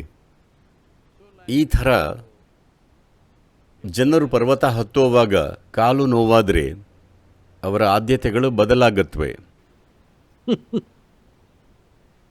ಆ ಕಾರಣದಿಂದಾಗಿ ಸಾಧನ ತುಂಬ ಮುಖ್ಯ. ನೀವು ಯಾರೇ ಆಗಿರಿ, ಬೆಳಗ್ಗೆ 5 ಗಂಟೆಗೆ ಎದ್ದು 5:15 ಸಾಧನಕ್ಕೆ ಸಿದ್ಧವಿರಬೇಕು. ಇಲ್ಲ ಧ್ಯಾನ ಮಾಡಬೇಕು ಅನ್ನಿಸ್ತಿದೆ, ಅನ್ನಿಸ್ಲಿ. ಧ್ಯಾನ ಎಲ್ಲೋ ಒಂದೊಂದು ಸಲ ಬರೋದಲ್ಲ. ಜೀವನದ ಪ್ರತಿ ಕ್ಷಣ ಅದನ್ನು ನೀವು ಜೀವಿಸಬೇಕು. ಈಗ ಅದು ಬರ್ತಿದೆ, ಅದಕ್ಕೆ ಮಂತ್ರ ಪಠಿಸಲ್ಲ ಅಂತಲ್ಲ. ಮಂತ್ರ ಪಠಿಸುವಾಗ ಪಠಿಸಬೇಕು, ಆಸನ ಮಾಡುವಾಗ ಮಾಡಬೇಕು, ಉಸಿರು ಹಿಡಿಬೇಕಾದಾಗ ಹಿಡಿಬೇಕು, ಧ್ಯಾನ ಮಾಡಬೇಕಾದಾಗ ಮಾಡಬೇಕು. ಯಾಕಂದರೆ ನಿಮ್ಮ ಬಗ್ಗೆ ನಿಮಗಿರೋ ಎಲ್ಲ ಹುಚ್ಚು ಕಲ್ಪನೆಗಳನ್ನು ಮೀರಿ ಹೋಗದ ಹೊರತು, ನೋಡಿ, ಪ್ರತಿ ಮನುಷ್ಯನ ಸಮಸ್ಯೆ ಏನಂದರೆ, ಯಾರೂ ಸಹ ಇದಕ್ಕೆ ಹೊರತಲ್ಲ ಅಂತಿದ್ದೀನಿ. ಯಾರೂ ಸಾಮಾನ್ಯ ಅಂತ ಯೋಚಿಸಲ್ಲ. ಎಲ್ಲರೂ ಸ್ಪೆಷಲ್. ಹೊರಗಡೆ ವಿಧೇಯರ ಹಾಗೆ ತೋರಿಸ್ಕೊಳ್ತಾರೆ. ಆದರೆ ಒಬ್ಬರೇ ಇದ್ದಾಗ ನೋಡಿ, ಅವರೆಲ್ಲ ತುಂಬ ಸ್ಪೆಷಲ್. ಈ ಸ್ಪೆಷಲ್ ಜೀವಿಗಳನ್ನು ಬಗ್ಗಿಸಿ ಸಾಮಾನ್ಯರನ್ನಾಗಿಸಬೇಕು. ಇನ್ನೂ ಸಾಮಾನ್ಯವಾಗಿಸಿ ಒಂದಿನ ಅವರು ಅಸಾಮಾನ್ಯರಾಗಬೇಕು. ಅದು ಭಕ್ತಿಯ ಮೂಲ ವ್ಯಾಖ್ಯಾನದ ಹಾಗೆ ಅನ್ನಿಸ್ತಿದೆ. ಸದ್ಗುರು ನಿಶ್ಚಲರಾಗೋದಕ್ಕೆ ಈಶಾ ಅಡ್ಡ ಬರ್ತಿದ್ಯಾ? ಅದರ ಜೊತೆ ರಾಜಿ ಮಾಡ್ಕೋಬೇಕಾಯ್ತಾ? ಇಲ್ಲ, ಈಶಾ ಸಂಸ್ಥೆನ ಯಾವತ್ತೂ ನನಗೆ ಅಡ್ಡಿಯಾಗೋಕೆ ಬಿಟ್ಟಿಲ್ಲ. ಈಶಾ ಸಂಸ್ಥೆನ ನಾನು ನಿಭಾಯಿಸ್ತಿದ್ದೀನಿ. ಸದ್ಗುರು ಅವರು ನನ್ನ ಸಮಯ ತಗೊಳ್ತಾರೆ, ನನ್ನನ್ನು ತಗೊಳ್ಳೋಕ್ಕಾಗಲ್ಲ. ಅವರು ನನ್ನ ಸಮಯ ತಗೊಳ್ತಾರೆ, ಆದರೆ ನಾನೇನು ಅನ್ನೋದನ್ನು ತಗೊಳ್ಳೋಕ್ಕಾಗಲ್ಲ. ಅದರ ಬಗ್ಗೆ ಖಚಿತತೆ ಇಲ್ಲದೆ ಇದ್ದಿದ್ರೆ ಇದಕ್ಕೆಲ್ಲ ಕೈ ಹಾಕ್ತಿರಲಿಲ್ಲ. ನಾನು ಯಾಕೆ ಹೆಚ್ಚು ಹೆಚ್ಚು ಚಟುವಟಿಕೆಗಳಲ್ಲಿ ತೊಡಗ್ತಿದ್ದೀನಿ ಅಂತ ಜನರು ಆಶ್ಚರ್ಯಪಡ್ತಾರೆ. ಹಿಂದೆಂದೂ ಇರದ ಮಟ್ಟದಲ್ಲಿ ಯೋಜನೆಗಳು ನಡೀತಿವೆ. ಯಾಕಂದರೆ ಅದು ನನ್ನ ಮೇಲೆ ಪರಿಣಾಮ ಬೀರಲ್ಲ. ನಾನಿದನ್ನು ಮಾಡ್ತಿದ್ದೀನಿ ಯಾಕಂದರೆ ಜನರಿಗೆ ಪ್ರಯೋಜನಕಾರಿಯಾಗಿದೆ. ವೈಯಕ್ತಿಕವಾಗಿ ನನಗೆ ಅದು ಮುಖ್ಯವಾಗಲ್ಲ. ಎಲ್ಲ ಯೋಜನೆಗಳು ನನಗೆ ಬೇಕಿರೋದಲ್ಲ. ಅದಾದರೆ ಒಳ್ಳೆಯದು, ಜನರಲ್ಲಿ ಒಂದು ದೊಡ್ಡ ವ್ಯತ್ಯಾಸನ ತರುತ್ತೆ. ಆಧ್ಯಾತ್ಮಿಕ ಸೌಕರ್ಯ. ನಾವು ಚಾಲನೆ ನೀಡುತ್ತಿರೋ ಯೋಜನೆಗಳು 2024ರಲ್ಲಿ ದೊಡ್ಡ ಯೋಜನೆ ಬರ್ತಿದೆ. ಇವೆಲ್ಲ ಯಶಸ್ವಿಯಾಗಬೇಕು, ಯಾಕಂದರೆ ಇವು ಜಗತ್ತಿಗೆ ಲಾಭಕಾರಿ. ಆದರೆ ವೈಯಕ್ತಿಕವಾಗಿ ಅವು ನನಗೇನೂ ಅಲ್ಲ. ಅವ್ಯಾವುದರಲ್ಲೂ ನನ್ನನ್ನು ಹೂಡಿಕೊಂಡಿಲ್ಲ. ನನ್ನ ಸಮಯ, ಶಕ್ತಿ, ನನ್ನ ಬುದ್ಧಿವಂತಿಕೆ, ಸಂಪನ್ಮೂಲಗಳನ್ನು ಹೂಡಿದ್ದೀನಿ. ಆದರೆ ನಾನ್ಯಾರು ಅನ್ನೋದನ್ನು ಹೂಡಿಲ್ಲ. ಯಾಕಂದರೆ ನಾನ್ಯಾರು ಅನ್ನೋದು 0. 0ಯನ್ನು ಯಾವುದರಲ್ಲಿ ಹೂಡ್ತೀರಿ? ಯಾವುದರಲ್ಲೂ ಅಲ್ಲ. 0 ಪಕ್ಕ ಒಂದು ನಿಂತರೆ ಮಾತ್ರ 0ಗೆ ಬೆಲೆ, ಇಲ್ಲದಿದ್ದರೆ ನಾನೇನೂ ಅಲ್ಲ. Otherwise, ಈಗ ನಾನು ಪಠಿಸಬೇಕು ಅಂದರೆ ಪಠಿಸ್ತೀನಿ. all right. ನೀವು ನಿರಾಕರಿಸಿದಿರಿ ಅಂದ್ಕೊಂಡೆ. ಇಲ್ಲ, ನಾನು ಯಾವುದನ್ನು ನಿರಾಕರಿಸಲ್ಲ. ನಾನು ಅದಕ್ಕೆ ಬರೋವಷ್ಟೊತ್ತಿಗೆ ಜನರು ನಿರಾಕರಿಸಿದೆ ಅಂದ್ಕೋತಾರೆ. ನಾನು ಹುಟ್ಟುವಾಗಲೂ ನನ್ನಮ್ಮ ಹೆರಿಗೆ ನೋವಲ್ಲಿ 3 ಸಲ ಆಸ್ಪತ್ರೆಗೆ ಹೋದರು. ಆದರೆ ನಾನು ಬರೋ ಥರ ಕಾಣಿಸಲಿಲ್ಲ. 3 ಸಲ ಅಡ್ಮಿಟ್ ಆಗಿ 3 ಸಲ ವಾಪಸ್ ಬಂದರು. 9 ತಿಂಗಳು ಕಳೆದು 23 ದಿನಗಳಾದ ಮೇಲೆ ಆ ಸಮಯ ಬಂದಾಗ ಆಸ್ಪತ್ರೆಗೆ ಹೋಗೋಕ್ಕಾಗಲಿಲ್ಲ. ಮನೆಯಲ್ಲೇ ಆಯಿತು. ನಾನು ಮನೆಯಲ್ಲೇ ಹುಟ್ಟಿದ್ದು. ಹಾಗಾಗಿ ಯಾವಾಗಲೂ ಮನೆಯಲ್ಲಿದ್ದ ಹಾಗೆ. ಆಸ್ಪತ್ರೆಯಲ್ಲಿ ಹುಟ್ಟಿದ್ರೆ ಮನೆಗೆ ಹೋಗೋಕೆ ನೋಡ್ತೀರಿ, ಮನೆಯಲ್ಲೇ ಹುಟ್ಟಿದ್ದು.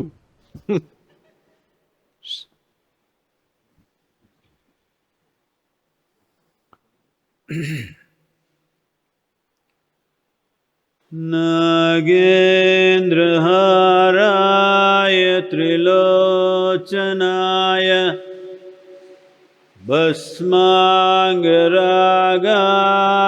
महेश्वराय नित्याय शुद्धाय दिगम्बराय तस्मै नकाराय नमः शिवाय तस्मै नकाराय नमः शिवाय.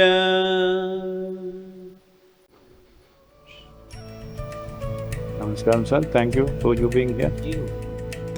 Thank you.